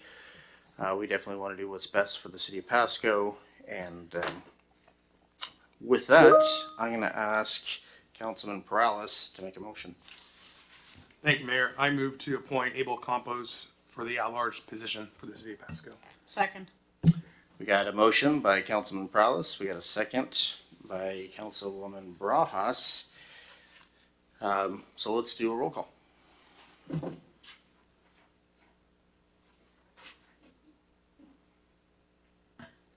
Councilmember Barajas. Yes. Councilmember Cotta. No. Councilmember Hernandez. Yes. Councilmember Perales. Yes. Mayor Pro Tem Grimm. No. And Mayor Milne. I'd say yes. And it passes 4-2. All right. Congratulations. All right. Thank you.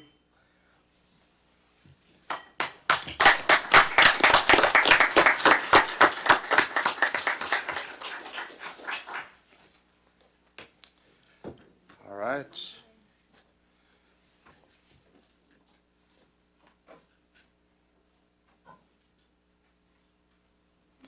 So we now have the oath of office for our council member and Pasco Municipal Court Judge.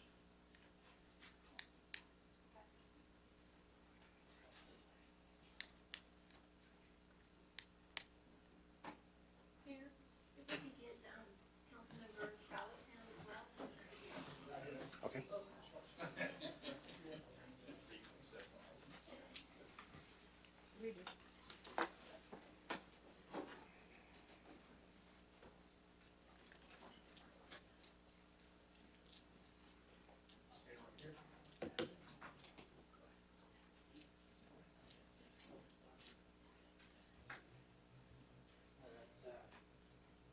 If you'll raise your right hand, please.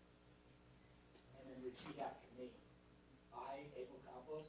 I, Gavel Campos, Do solemnly swear. do solemnly swear That I will support the Constitution of the United States of America. that I will support the Constitution of the United States of America, The Constitution and laws of the state of Washington. the Constitution and laws of the state of Washington, And all local ordinances. and all local ordinances, And that I will faithfully. and that I will faithfully And impartially. and impartially Perform and discharge. perform and discharge The duties of the office. the duties of the office Of council member at large, position 7. of Councilman at Large, Position 7, For the city of Pasco. for the state of Pasco, According to the law.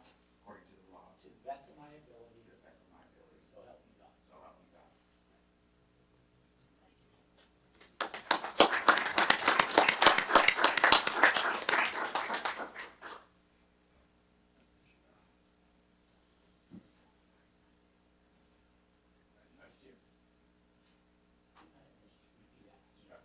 I, Leo Perales. Do solemnly swear.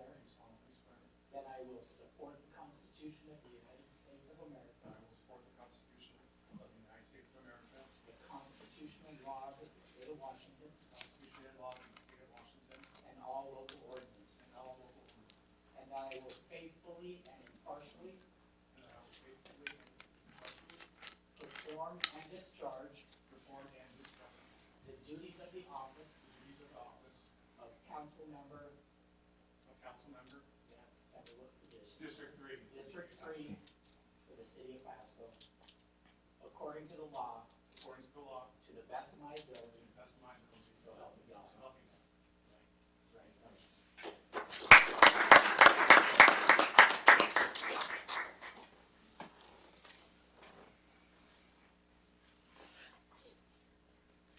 Do you want to get a quick picture with the two councilmen and myself?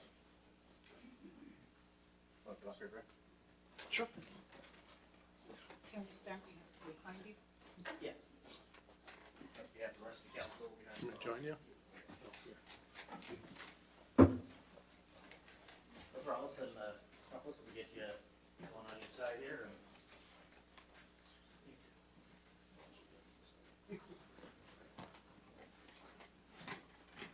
On the opposite side here, and then we'll have the council behind us. Oh, sorry. Perfect. 3, 2, 1.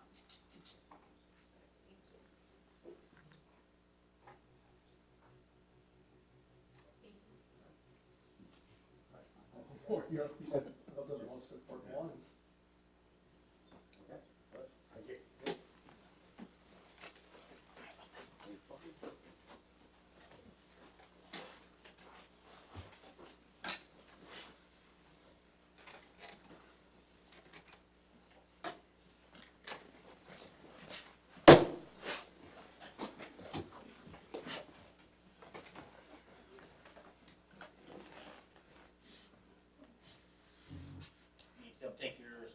You come take your seat, we'd be appreciated.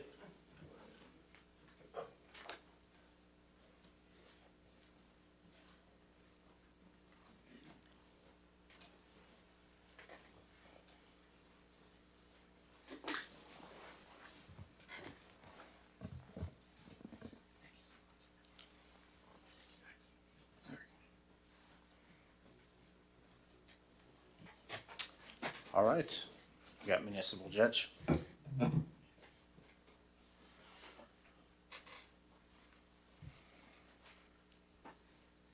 gonna make you stand here, I'll let you say something. You know, I came to Pasco 36 years ago, and Pasco's been very near to my heart. I've been the judge for the last 8 years. It's been an honor to serve in that position, and it's an honor to pass this to you, Carlos.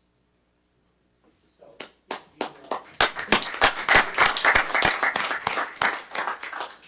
I, Carlos D. Villarreal, do solemnly swear that I will support the Constitution of the United States, the Constitution and the laws of the state of Washington, and all local ordinances,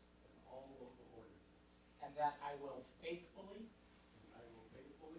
and impartially perform and discharge the duties of the office of Judge of the Municipal Court of the City of Pasco, according to law, to the best of my ability, so help me God.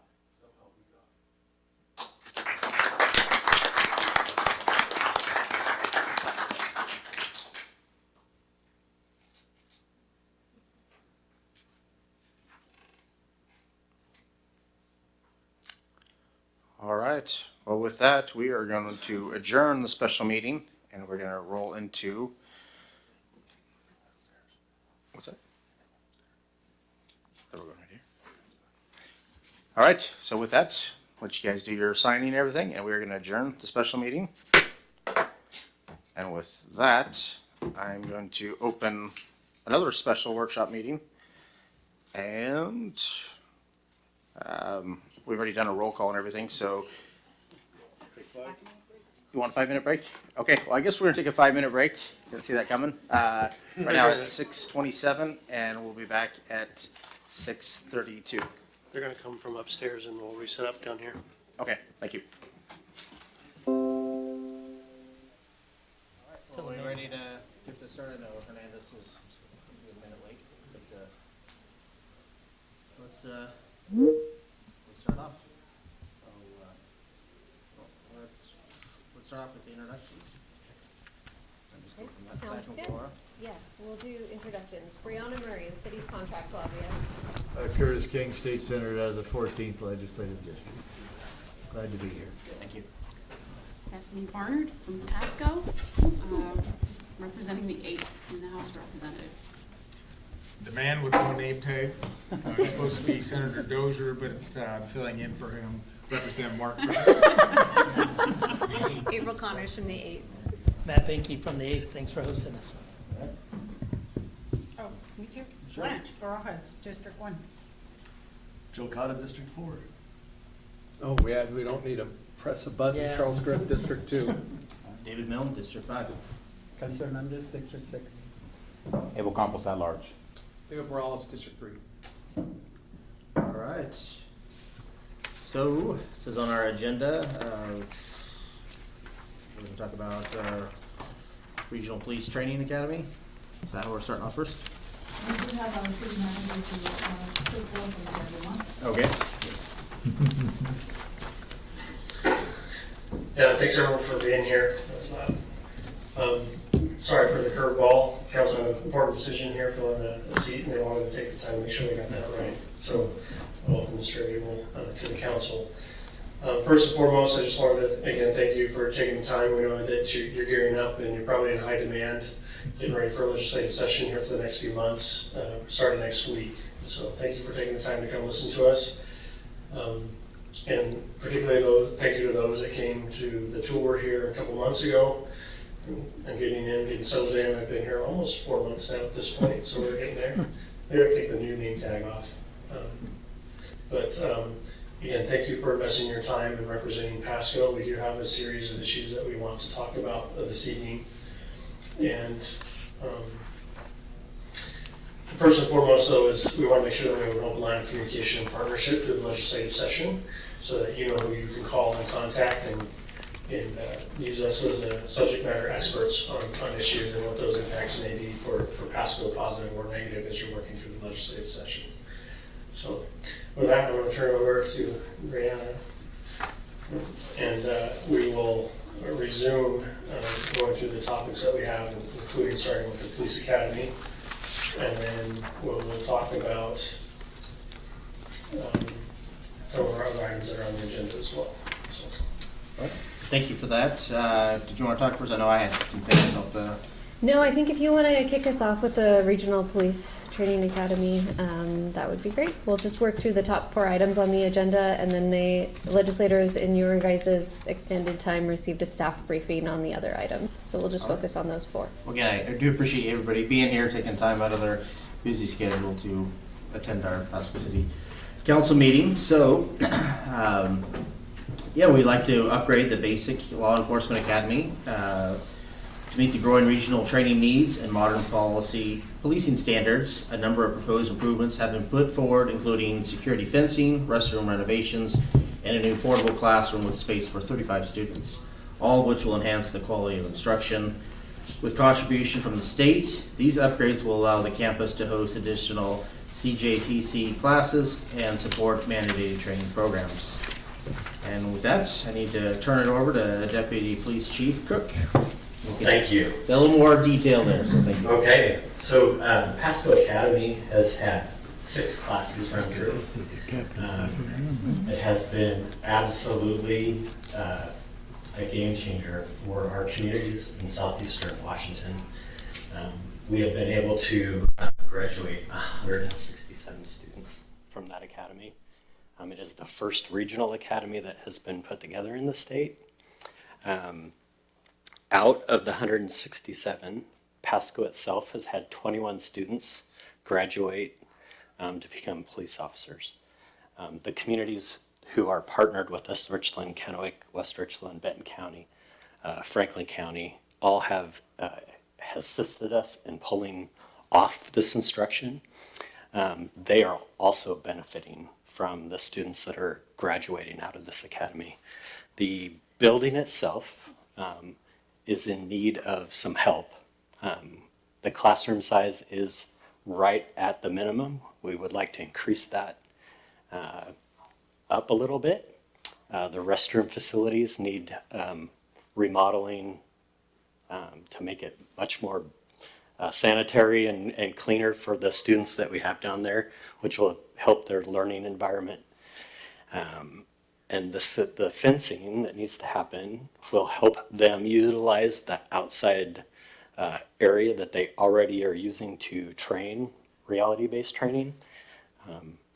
And so that ask is for the capital funding is for $972,000.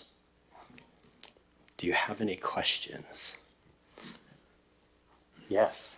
The partners that you talked about, how do they contribute to the operation and to the building and so forth? The instruction that happens down there is done by all of the agencies that are partnered with us. So they are out doing police work and then bringing their expertise into that classroom for new people to learn from the people who are actually doing that job. They are all the instructors are brought in to do that. Do they contribute anything to the building and the maintenance of that building, or? So the state is doing the maintenance and the contract part of that piece. Very good. And then the instruction is also reimbursed. Thank you. Yes. So, my son's a police officer, and he went through the Spokane Academy, which is a really nice large facility. And I was really excited when this one was put together. But I was looking at it at the time, where's the growth? Where could we, and is this something, I'm seeing the number here, which would help remodel, which add on, but for even future growth, for 20 years down the road, is there a plan for that? Because I foresee that, it's such a popular academy here. It is a very popular Is there something academy. we need to look even further? I think Chief Roski has his mind and view. He's got upwards. some- He does. Absolutely, for the growth that needs to happen in this region. I think right now our focus is to get us through the next 10 with a larger classroom and adding that classroom space, and then obviously improving the conditions. Rep Clicker, what I just heard you ask is whether we could add a couple zeros to our request. Maybe not I don't know what's going on in the house. You're really strategic on that one. In all seriousness, I know that, and what I've advised the city is, I know that it's a supplemental capital budget year, and this is a rather large request for it being a supplemental capital budget year. But my hope is that because it benefits and touches on so many different legislative districts, that it can really be a regional investment. And I will just note that at this meeting each year, when Representative Rude has attended, he's really asked for us to identify a regional request. And so this year we listened to his advice. Perfect. Good. Do you have any other questions? I don't have a question, but I want to make an additional comment if I can. You were talking about your son going all the way to Spokane, to the academy. And that's the same for many, either Marysville or Spokane. Having to travel, having to stay away from families. And when we brought this one here in Pasco, it brought a lot of people here, closer to home or within at least travel distance. Oh, in a right? big way. It was wonderful bringing The this in. additional funding, or if you want to add more zeros, would actually make it to where we can invite more people and stay local and bring those local candidates that want to be a police officer. But again, bringing that feasibility to more local. We got Walla Walla, as far as Yakima. Anyone that doesn't want to travel so far can come here. So we do need to fix our building. I'm sure you've seen it, to where we can accommodate more candidates. Are there more candidates? I mean, would there be more are interested, and what does the waiting list look like? Is it long? I don't know what the waiting list looks like, but what I do know is that the classes are filling up. And I do know that at least a couple of students had to go to Spokane at the last time. So we still have some room to grow. We are really limited right now by the classroom size.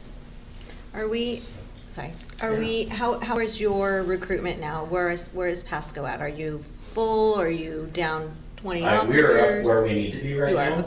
are, okay. We have some openings, but our candidate pool seems to be good, which is, I also see regionally.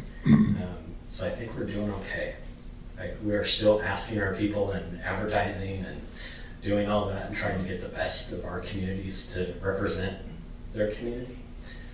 But I think we're doing okay. So I can share, statewide, we're not. Yeah, we're not We still have some holes. A lot of big cities still need some help. So we want to put out that infrastructure, and this is a big piece of that statewide effort. And then you guys leading and showing a model for the rest of the state definitely helps us out, so. Absolutely, and keeping our people, our community that Yeah. is here, being students here, that has been a game changer. I know that we have employees that are working for us who would not go into this line of work if they had to leave their family for that training period. Those numbers would really help too. Well, and especially with FIFA coming up, and that's what we have in place, because we have a big surge getting ready to come at us, and they're looking for the Tri-Cities to help out with a lot of that on the global stage, so. And it's on our radar. Okay. And we won't forget the future. Our eyes are up on that. Well, I see those zeros adding up, so. There you go. Maybe not. We're a fan zone, so. Yeah. So if you ever have any questions, feel free to reach out to me. Thanks. Thank you. Thank you for that. Now I'm going to turn over to Mayor Pro Tem Grimm to discuss the next request. Well, good evening, senators and representatives. Speaking of a lot of zeros, while we're on that discussion, that I've met with many of you in your own offices, in buses. This is odd, it's coming from you, because we've never heard from you before. Exactly. So I'm back to talk about the Road 76 overpass, and I want to keep this in front of you. Pasco, we pulled some data off of smartassets.com, and they're saying we're the 8th fastest growing city in the entire United States, not just the left coast, but the entire United States. And so, you know, we need help here, you guys. This is the 3rd largest metropolitan area in the entire state, and at Burden and Road 68 right off of there, just basically the first stoplight off the interchange, that is the busiest intersection in the 3rd largest metropolitan area in the state. It's jammed, it's crammed, people don't even want to go there, and so this project would alleviate a lot of that congestion. You know, it would put the neighborhood traffic onto Road 76. It's our Dupertail Bridge that you so graciously allocated for Richland a couple of years ago, that takes the neighborhood traffic off of the interchange and connects the commerce area and the residential area.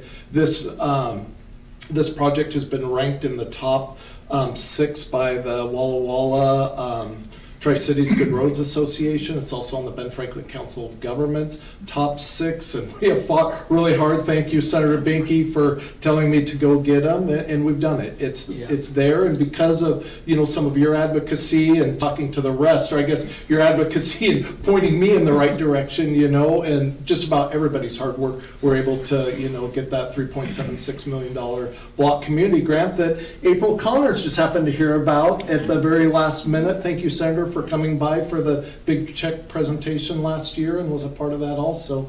But that means we still need $30 million.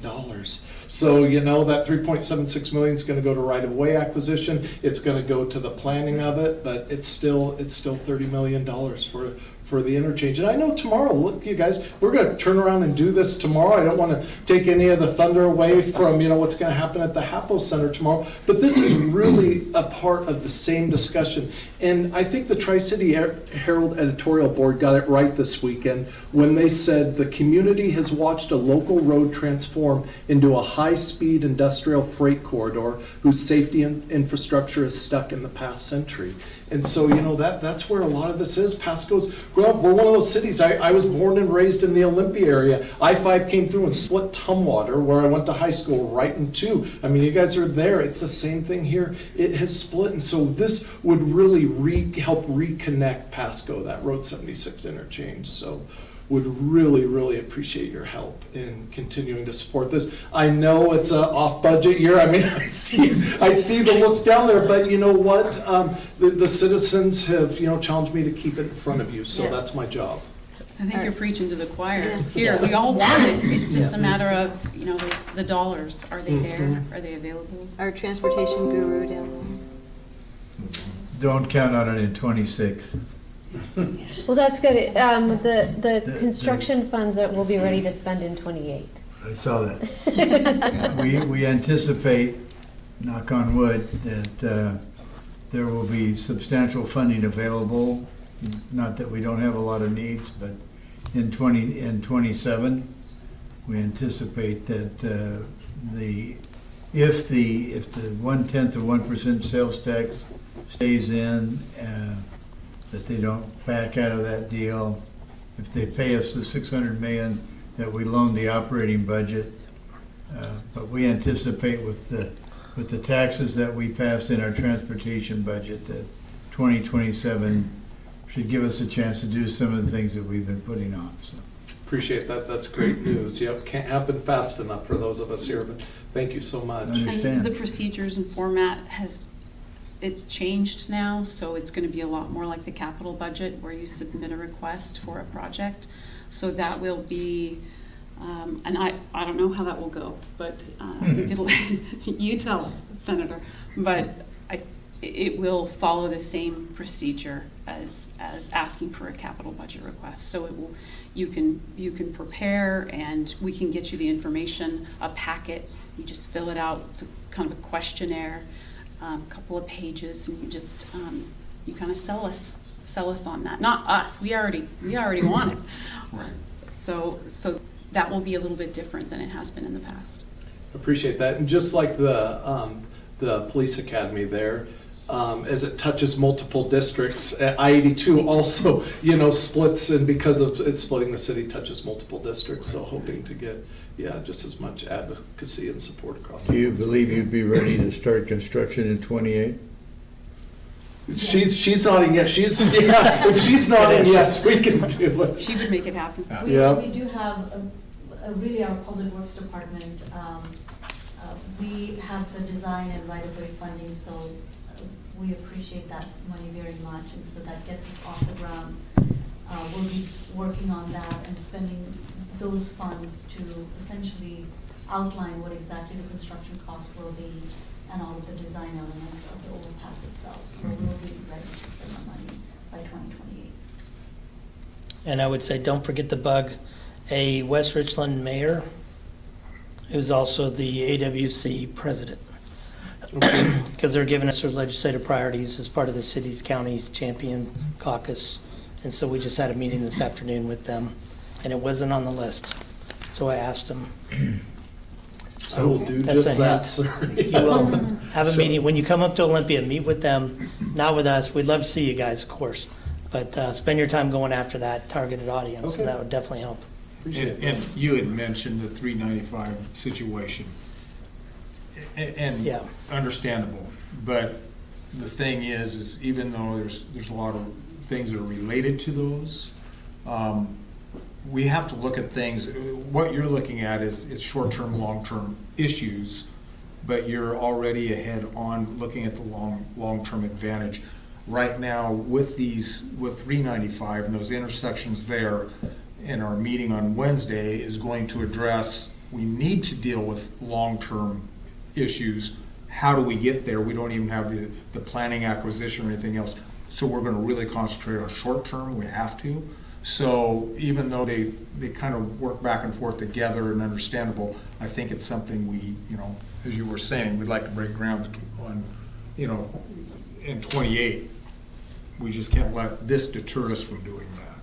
Representative Clicker, I could not have made a better segue myself to the next thing I want to bring up is the US 12 and A Street, because it is that type of intersection like Foster Wells and 395 that begins that's still within the city of Pasco. And I like how this was put here. It's a $3 million request to analyze that interchange.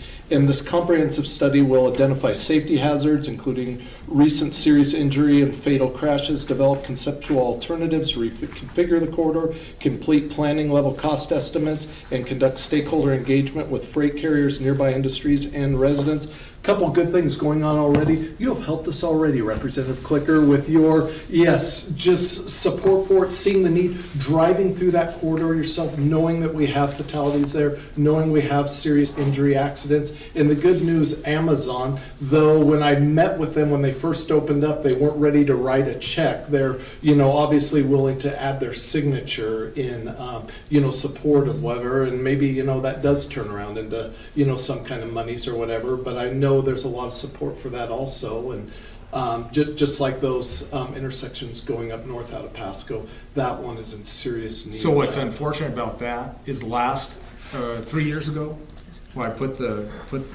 request in for that one, is $1.5 million. It's doubled since then. And that's what's frustrating, because it went all the way through transportation, through both houses, and the governor pulled that one out. Line item vetoed that one. I wasn't aware of that. Well, thank you. Which is illegal, by the way. Yeah, but he did it anyway. Not gonna say anymore. How ticked off you were. So what is the total cost of that? Anybody have an estimate of what they think it's gonna cost? Well, it's 3.67 million for the, just for the study, or 3 million even. I confused it with the other one. 3 million for the planning, up from, $1.5 million when Representative Clicker submitted it last time. So yes, 3 million for the A Street, US 12 study. Any estimate as to what the Well, actual it depends project? what, the study says, do we need a roundabout? Do we need an overpass? I don't know. I would then turn to the real experts over there. So what we were asking for, and I actually have a traffic engineer there, what we were asking for is an assessment of what could be most cost effective. Because we do not know right now if it's an interchange and what kind, what type, so we need to look at all of the alternatives and see if there's a cost-effective way of reducing fatalities and crash and all of that in this area, and also anticipating all of the industrial growth that is going to happen in that area. That, as you see, Amazon, there's others that are slated to open or have recently opened. So we're looking to kind of do all of that study and figure out what makes most sense. This is a state facility, so it's managed by WashDOT, and this is what WashDOT indicated the first step was to addressing the safety issues that. My only concern is, you can do the study, and by the time you get the study done, the monies that are there now will have all been allocated. And if history repeats itself, things go in cycles, and so it's, you may have the study done, but it may be 4 years before we have another pot of money to draw from. That's my concern. I have a question on 76 overpass. You referenced that you got a block grant and that there's a $1 million match from the city. Is the city putting any other monies into that project beyond the 30 million? We've been doing some conceptual design work with internal funds, but right now that $1 million cost share required by the federal grant is the only money that we're putting in right now. Okay, just wondered, because that'll be a question that will be asked. Well, I was going to say that's where the BFCOG should step in and support, because it's the area regional efforts that all the public works get together, and they have that due diligence and the planning between all of them, so that helps a lot. And that project is on one of the top. COGS. It's not on the Good Roads Association, It's on but the it's on the COGS list. And just one more thing, one of the reasons we're having the problems just going north at Foster Wells, which isn't even part of this conversation, or really where you're even getting to Wednesday, it's that mixture of freight traffic and, just commuter traffic at the high rate of speeds that is really what is dangerous. And you guys, I did a traffic study not too or about a decade ago, and at the Meese interchange at State Route 17 and US 395 right there, believe it or not, almost as much traffic goes through there as Biggs Junction. Within like 10% when I looked at that a few years ago or whatever. And so think about, yeah, just the overpass, the infrastructure and all that. And then we are putting all of that much traffic on all of these, as the editorial board putting on these highways, stuck in last century. And that includes the US 12 A Street interchange, because it is that type of intersection also. So thank you. I guess that's what I want to tell you guys. I appreciate all your work. Thank you. May I add one piece of information to that? Something unique about this location, and I had the opportunity to speak to the JTC a few months ago about this topic, so I've studied up on it. But something unusual about this intersection is we do have, as you said, the single passenger vehicles along with the big trucks. We also have an interesting weather phenomena at play with the bridge and the river right there. So there's often there is fog that doesn't necessarily go other places. So I think doing a study here, we will be able to take those factors into account as well to be able to make something that's safe for all the different people who are using it. So thank you for allowing me. No, that's a to great add point. that. It's right at the confluence of two of the largest rivers, in the Western Hemisphere going to the West Coast. And it's amazing because the bridge has right there on the Franklin County side, the intersections are right there, right after the bridge. And so that really creates a little bit of difficulty as well. So is this list in order of priority? Because to me, the third one is more about safety. Road 76, probably safety too, but are these in order of your priorities? Like, is number one is the police training academy, or are they not ranked in order of top priority? Because we're not going to get all of these. That was kind of my question. I think they're not ranked in order, but they are sort of each unique. Like we only have the one capital funding request. Road 76 is a very large dollar amount transportation request that I think relies on significant funding becoming more available.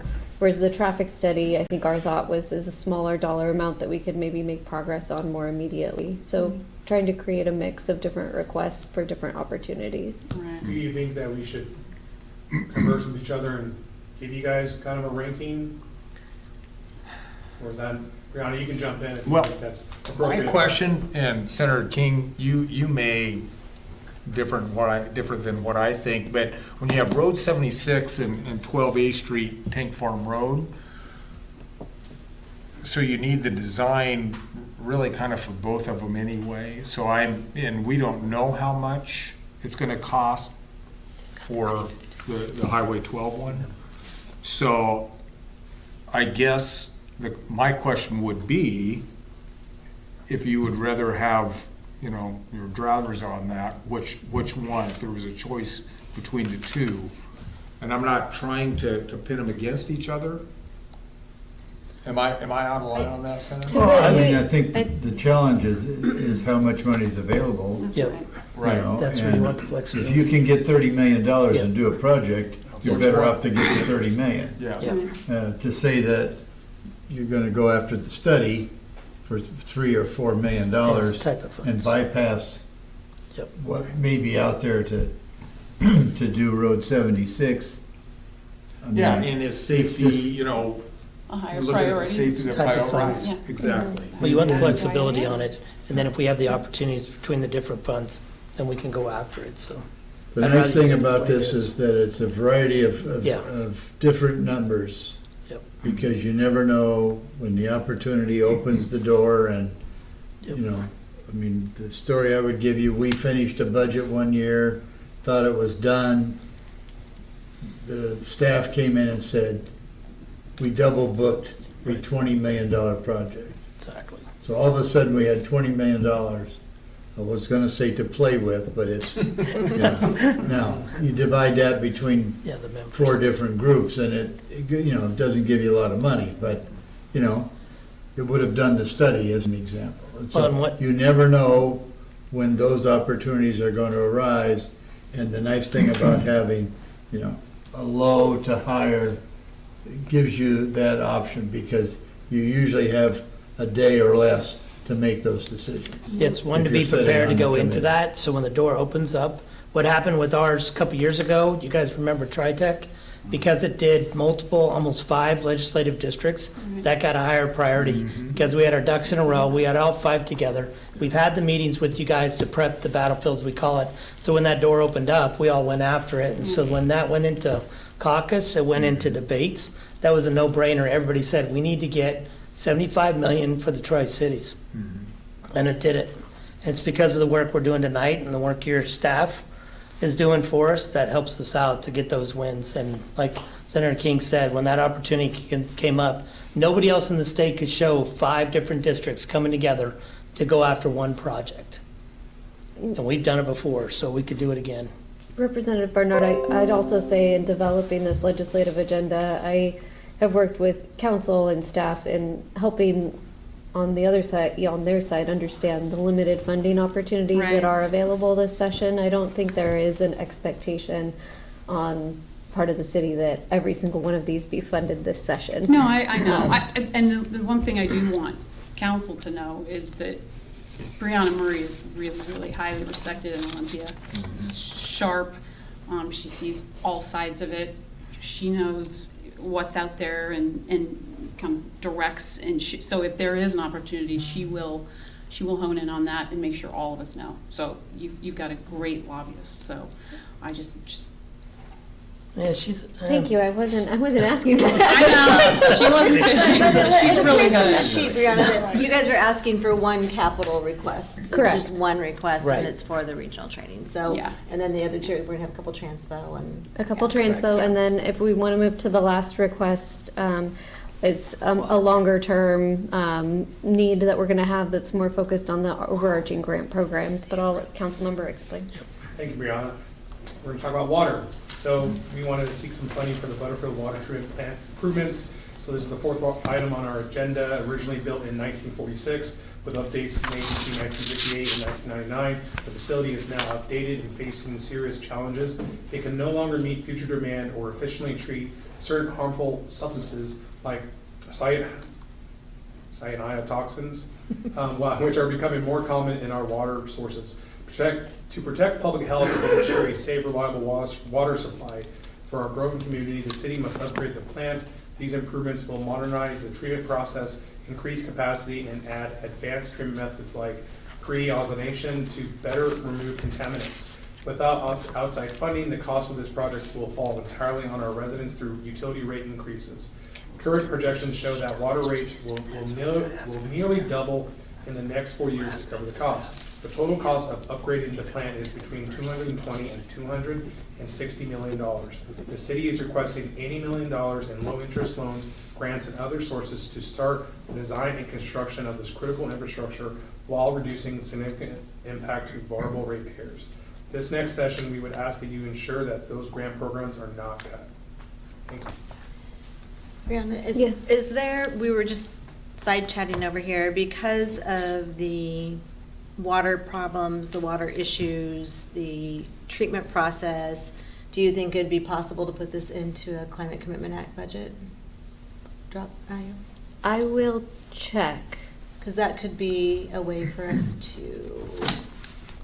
There's a Put lot of. CCA right You there. did too, yeah, you did too. There's a lot of requests on that. I and know we were that, chatting so about some of on that. the water banking one, I think absolutely. Yeah, okay. I will check on the water treatment Yeah, request. we're pushing a couple, I got a bill that's set up to do more flexibility within the CCA, but it goes after accountability, because one of our biggest fights is where this money is going, so we can have more accountability on where it goes into these funds than how it executes. We've had an issue with fraud and additional fund, not even a month ago, that it's not actually getting out to get to the concerns of the individuals and the communities. So there's another one that will highlight that piece that shows if we do this, it's going to impact everything that you mentioned. We've had problems with PFAS in Yakima. We've had problems with PFAS in Airway Heights, a lot of other places around the state. So water's a big issue. It always will be. We want to help. I think we got a good opportunity here with CCA. So, yeah. Well, it's maybe not all of our favorite program. The money, the dollars Yeah. are there now, and so if we can use them in our community, then. And they're not gonna, it's not gonna be as robust, as it has been in the past. And it's gonna continue to drop, but it's still there. There's still some money. Is there a number you're looking for the Butterfield treatment plant? $80 million. I mean, we're looking for low interest loans, those don't get cut, essentially. Yeah, so I that's think the the main ask here is, in recent legislative sessions, we've seen proposals to significantly reduce funding to the Public Works Assistance account or the Drinking Water Revolving account. And those are the two accounts we would be leaning on to fund the plant. If you would like us to develop a more specific request for more like a local and community project, we I could. don't know much about the Public Works Trust Fund other than trying to read it once in a while. They're gonna try again. Stop that. You know, Just do they, session. is that where the loans would come Yeah. from? Yes, Okay. yeah, and so All right. The way I often, read that, I wasn't sure. oftentimes there's a $10+ million loan made out of Yeah. the Public Works Assistance account and or the Drinking Water Revolving account. And the more that those accounts are reduced at the state level, the harder it is for the city to compete to receive those funds. Got it. Thank you. That's all I had. It said pause and for questions and discussion, so. Thank you. Hey, you wrote that down? And Mayor, legislators received a staff briefing on the rest of the subject areas, if we want to switch to hearing about what our legislators are working on. Okay, last part is legislator comments, so if we could, just wanna go down, maybe just on that Binky and. Sure. Kick it off first. Thanks for having us tonight, because like I said earlier, it matters when we hear from the people, and it matters to bringing that voice to the state and really gathering that support for multiple districts that have bigger say. And you mentioned third largest. We've been hearing closing in on second, how fast we're growing and the impacts that means. Sharing that voice throughout. So any opportunity you can, you guys multiple have heard me this, volunteer to serve on some of the state boards. That helps. It helps when it's, whether it's Association of Washington Business, Public Works Trust Fund, these things that you say as additional duties on city councils coming from that same area. It matters when we're up there fighting for a lot of this, because the staff work is done here at the city. We can't thank the city manager. I know he's been here a long time, 4 months, but he's doing a great job hitting the ground running and really adapting what the issues are. But bringing that together in the regional efforts helps us fight for those dollars when we go up there and get that done. So, no, we'll be supporting you, as you know, being ranking on energy and environment technology, the water. I've just spent about 2 days with the oil pipeline up near SeaTac and how that was found in a farmer's field. So we're trying to work to protect the environment, to protect that, to use technology to where we can get our pipelines up to speed and make sure we're monitoring everything. So water's a big issue. Make sure we get that out, as well as reservoirs, so we don't have any drought situations for the next couple of years as well. Working with some of those areas, flexibility on the CCA funds, and really the accountability, so where those funds are coming down to the cities, you're actually seeing it, you're getting it, and you're doing it in a timely manner. Some of the other stuff is not as sexy because it's really going into processing, so when that gets to an agency, that funds are available sooner, faster, better. So when these high-speed, low-drag individuals who are on the staffs actually do requests, you get the grants, and all that sexy work of government churn happens, it actually gets to the city, and you guys can execute that funds in a timely manner so we can make sure we execute what we should be doing. So, no, but thanks again for tonight. I appreciate the time. Yeah. Thanks for having us. I don't want to be doom and gloom, but we just got back from committee days last week, and so it's when we all travel over before session. We spend 2 days there. We go back to our committees, and then we kind of get a little bit of a preview of what could be coming down the line on some of them. I sit on appropriations, so there was a lot of talk about the state budget and where it's at and what could possibly happen this year, and the need to raise revenue, even though the governor said he's not going to do new taxes. The legislature, the House and the Senate have a large appetite for increasing taxes this year. So after we did our committee days, we also then went and had our caucus retreat where we talked about things that would be coming up. What I'm hearing from you guys tonight, especially from Brianna before we came out here, is on housing mandates, hold the line, don't add anything else to you guys' 2026 comprehensive plan. We will do our best to do that. There is a couple of bills coming out of the Housing Committee that are priorities of the Majority Caucus, and so we'll do our best to see what we can do to hold those. I do have concerns. One of the things we talked about at our caucus retreat was the potential to raid the public works account to help cover the budget. That's the money you're going to need for things like the treatment plants. Also super concerned about raising taxes on business again, and driving out some of our amazing businesses in Washington State. I think they said homeowners leaving Washington State every 30 minutes right now, and so we don't need more people to leave. And then there'll also be some public safety bills we're going to have to try to hold the line on to keep accountability. And so I definitely, but I would just make a moment of AWC is great. Brianna is your person. AWC's priorities don't always meet Pasco's priorities. So please make sure when you're looking at AWC's priority list, and we see yours on here, that we usually know, but let us know when your priorities are not in line with what AWC is doing. That's important to us. So. I don't have a lot to say. First of all, I want to thank you for the tour you gave us this last year. I would really welcome the opportunity to do that again every year. I think it's huge, because when you throw out these priorities, we get a chance to see what we're talking about. And I've been in Pasco. My grandparents, I grew up here basically because my grandparents lived here, and so I was here all the time, and watching the growth and watching to see how Pasco is growing and seeing that, the whole Tri-Cities, it's really, it's pretty amazing. And I want to see this continue. But we are going to see, unfortunately, we've had the state's had a big appetite, and we've fed our appetite for the last number of years, and now we're going to be on a diet, sadly.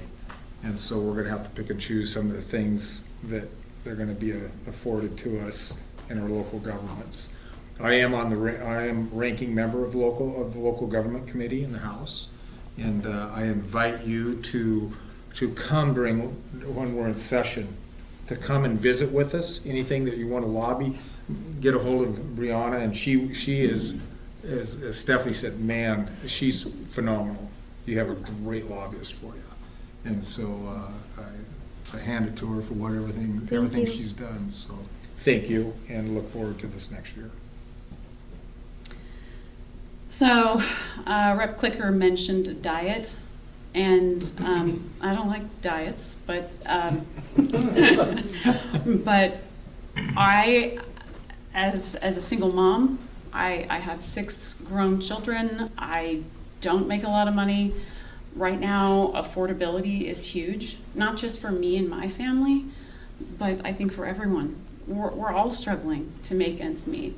I don't think anyone hasn't been touched by that. And just passing the largest tax package in state history, and then to talk about an income tax for the state of Washington, to talk about a head tax, and we are continuing to go down this socialist road that does not lead to prosperity. You cannot tax yourself into prosperity. It is not possible.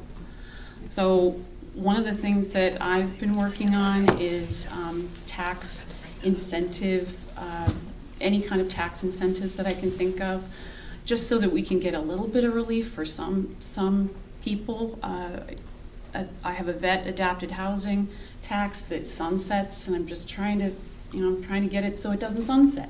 Just little things like that may have a huge impact on our veterans, or the Match Act, which is helping with matching, and you guys have helped immensely with that. But just trying to get some money for smaller communities that maybe rural or even frontier counties that have never really had an opportunity to get federal dollars, But there is money available. There are federal grant dollars available, and we are doing a terrible job at trying to pull down some of those federal dollars. I think we're 52nd out of 54. That's 50 states plus 4 territories.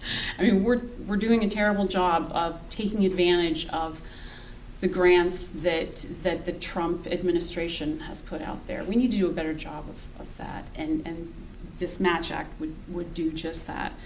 We have targeted urban area tax exemption for that. This is my 3rd year trying to get this passed, but it's a tax exemption extension for large projects, especially those that have oversight from the NRC, which is the Nuclear Regulatory Commission. So we have an opportunity to lower. I know that everyone says nuclear is so expensive, but if we can get the second of its kind, we're fast followers of Texas right now, where they have the ARDP project that the government spent $1.5 billion on. We are going to be a fast follower of that with our X-Energy SMR. And if we can pass a state strategy for advanced nuclear and potentially work with other states in some type of consortium to fill order books, we can drive down the cost of energy over time. You are seeing your rates going up exponentially. I think 30% locally, 40% statewide. We're doing everything we can. I know locally because I've talked to Franklin County PUD and Benton County PUD. They do a great job of trying to keep the rates really low, but that is not going to be like that forever. And we have to continue. And here's where the diet thing. This is for me. This is where the diet thing comes in, where you have to spend some money in economic development to make money. I mean, you have to develop a tax base. So you can't completely go on a diet and just say we're not going to spend anything. You have to be very decisive and very intentional about what investments you are going to make that have the largest ROI. And so what are those going to be? What is going to give us the best return on investment? And how much are we going to have to spend to see that come back and to drive down prices and costs and make this community more affordable? Because we're hurting. And me too. I have to be careful. I have to look at my grocery list. I have to say, hey, do I really need Peacock and Amazon Prime and Netflix? No, I could probably just do with one of those. But that's what everyone's doing right now. We're all looking at our bottom line saying, how can I reduce overhead? We do need to do that. It's really important to go on a diet. We also have to invest some money in a good, strong economy.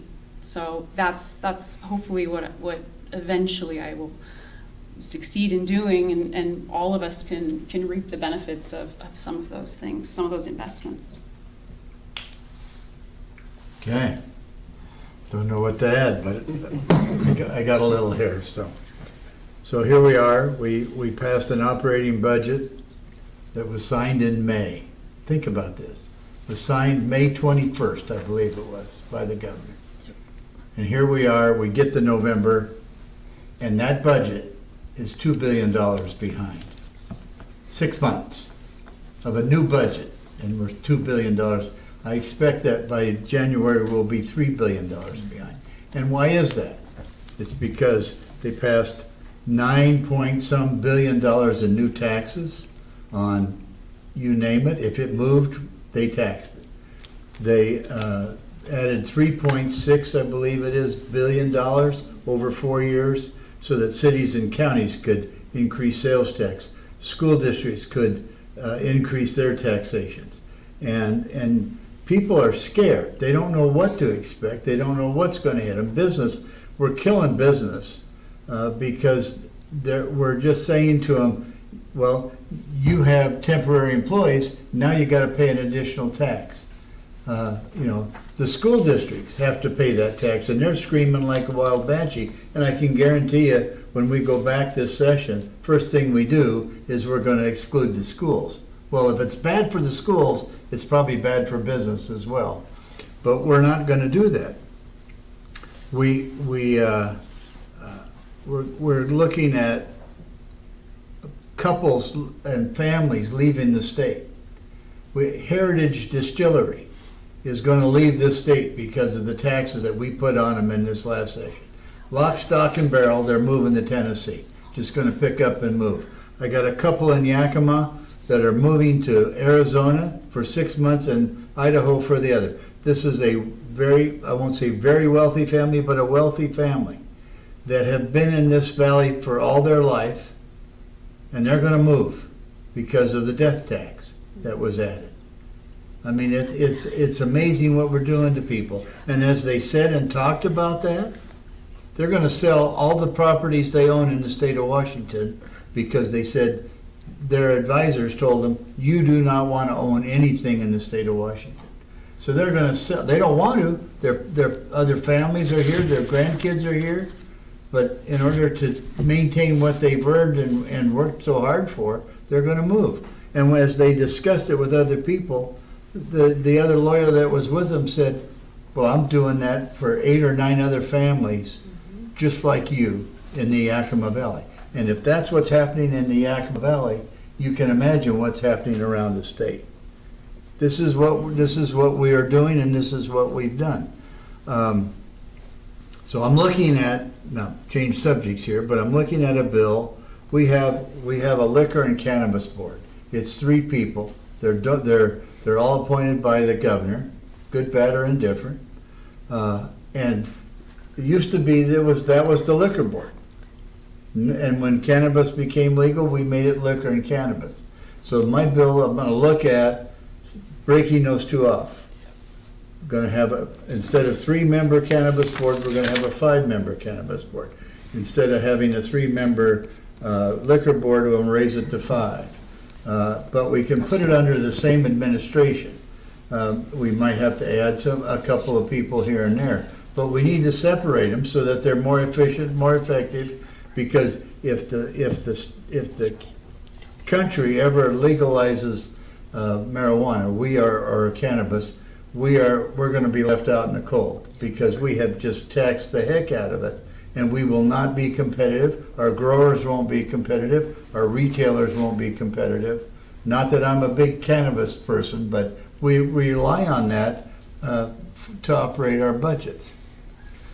If I could look at transportation for a minute, we have a 6-cent diesel tax that we added this last session that goes into effect in 2027. I'd like to repeal that back, because all that does is raise the price of every product you and I buy, and it is every product we buy. We need to change what we charge RVs. Right now, we have charged them $225 a year for an RV. That's what they pay in lieu of gas tax. We tried to raise it to $275 or $290, and the House wouldn't go along with us. We need to get rid of the 6 cents and add that back in so that the EVs are paying their fair share.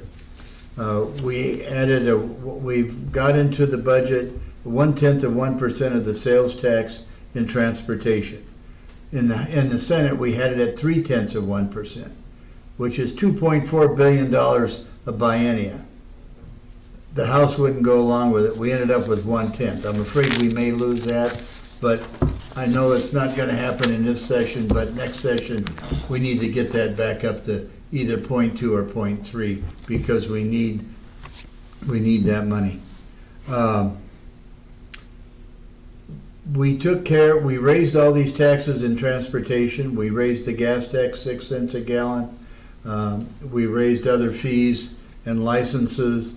And what we did with that money is we covered all of our mega projects, most of which are on the west side, but we have ours over here as well. But we have to look at what we're going to do with some of that money that's coming in 2027. We said we had no money for transportation, we had no money for projects, but we ended up loaning the operating budget $600 million that we're going to get back supposedly in 2028. I don't know where that money came from, but we found it somewhere. We also donated $50 million to, I don't know who, but for transit for FIFA or FIFA. or I like to call it FIFA. But it's like, you know, what do you gotta do? You know, we're spending money where I don't think we're getting the bang for the buck back. Because if FIFA does what everybody expects it to do, it's gonna raise a lot of money. But guess what? None of that money goes to transportation. It all goes to the operating budget, if there is any. So we have our challenges, let me tell you. And they're not gonna get any smaller, and they're not gonna get any easier.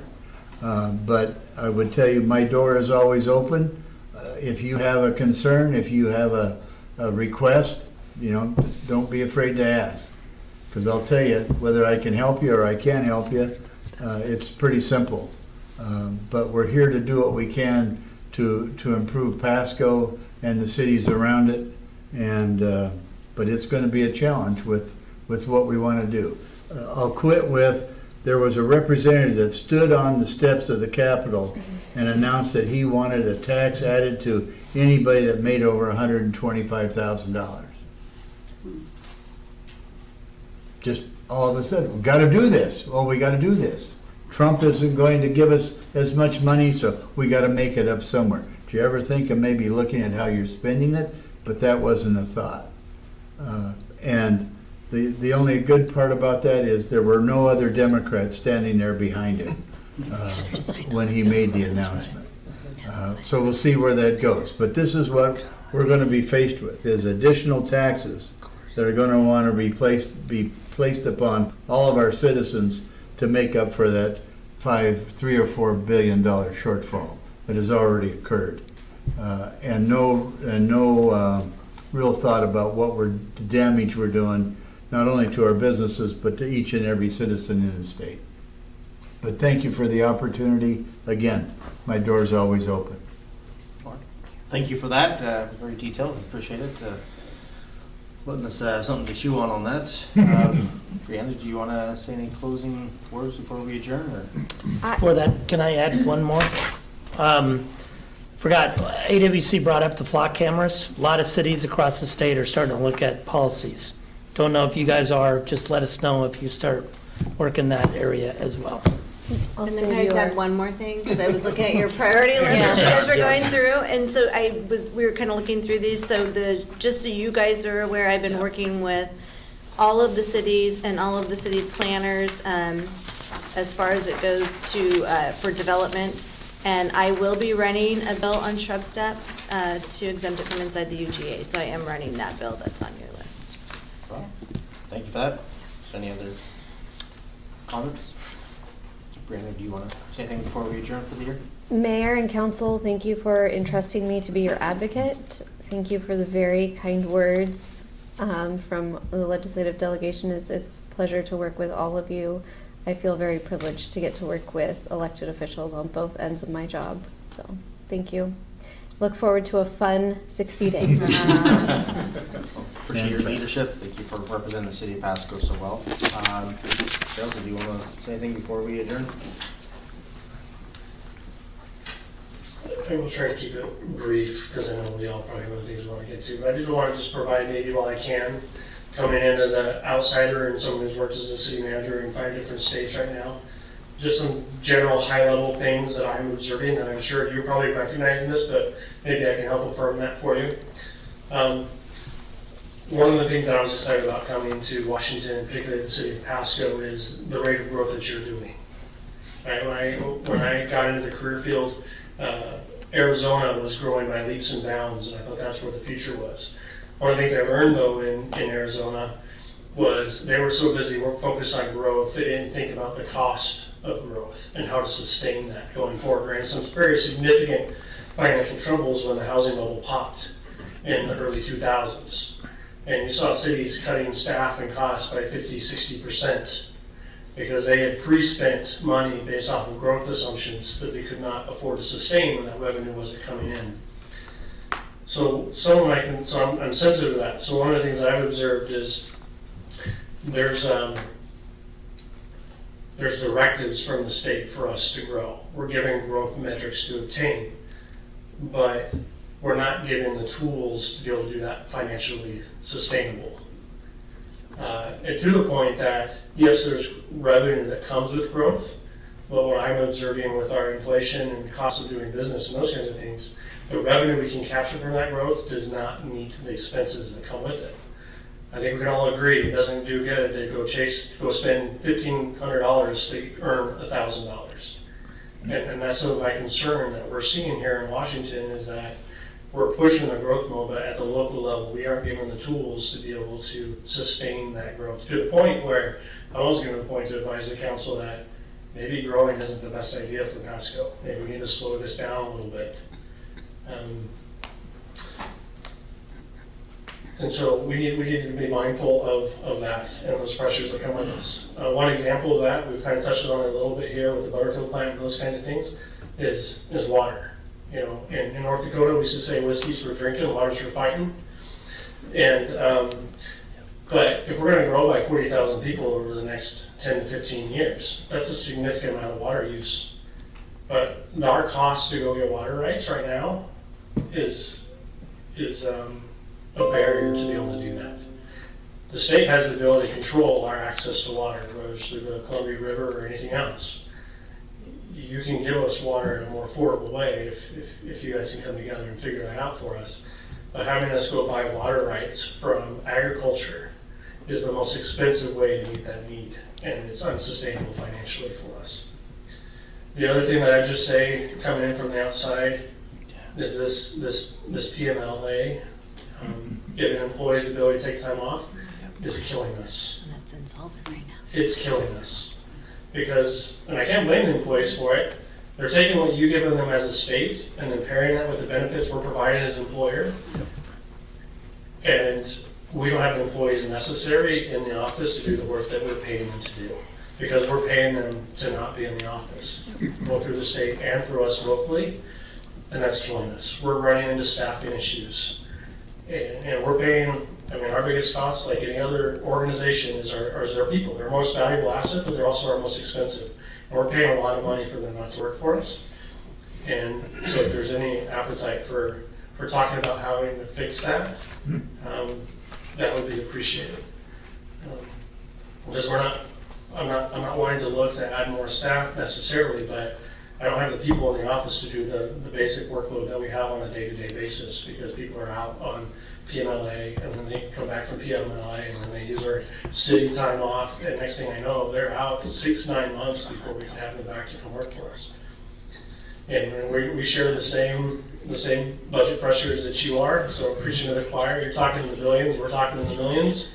I estimate that in the budget that I need to work on for balancing for 2027 and 2028, I'm guessing that it's going to be a $12 to $14 million reduction in costs that we're going to have to do. That's almost a 7-8% reduction in cost. At the same time, we're trying to grow. And we add this infrastructure. It's great that developers are building houses and neighborhoods and all those kinds of things, and yeah, they're paying for the roads up front. But at the end of the day, we have to provide the police services, the fire services. We have to maintain those roads now. And if it's an asphalt road has a lifespan of about 20 years. In 20 years, we've got to figure out how to pay to replace those roads. And again, the growth, the cost of growth isn't necessarily meeting the revenue that comes in for that. So I just wanted to make a couple of those points, just to keep some big picture thoughts as we're going forward and how we want Washington to grow. What's good for Washington is good for Pasco. What's good for Pasco is good for Washington. We want it to continue to grow, but we need to do it in a smart, sustainable way. So we're not repeating these financial challenges for our future generations as we go forward. Sorry, those are my final comments. Thanks. All right. Well, thank you for that. Try to be quick. Just real quick, yes, I will be very brief. This month is the last of my second term, so I will not be seeing many of you, but I will be calling on some of you, my good friends, all of you. My work to continue advocating for Pasco and the Tri-Cities in general has not ended with my term. So I hope that the open door is still available to me as I advocate for Pasco and our citizens. But thank you for all the work that you've done and for all the support to City of Pasco. Right back at you, you, Blanche. yeah. Thank you Thank for you. everything you've done for Pasco. All right, thank you. Does anybody else, any quick comments? Just Merry Christmas. All right. You didn't even turn your lights on. Leah. Yeah. With that, it's 7:38 and this meeting is adjourned. Thank you. Thank you.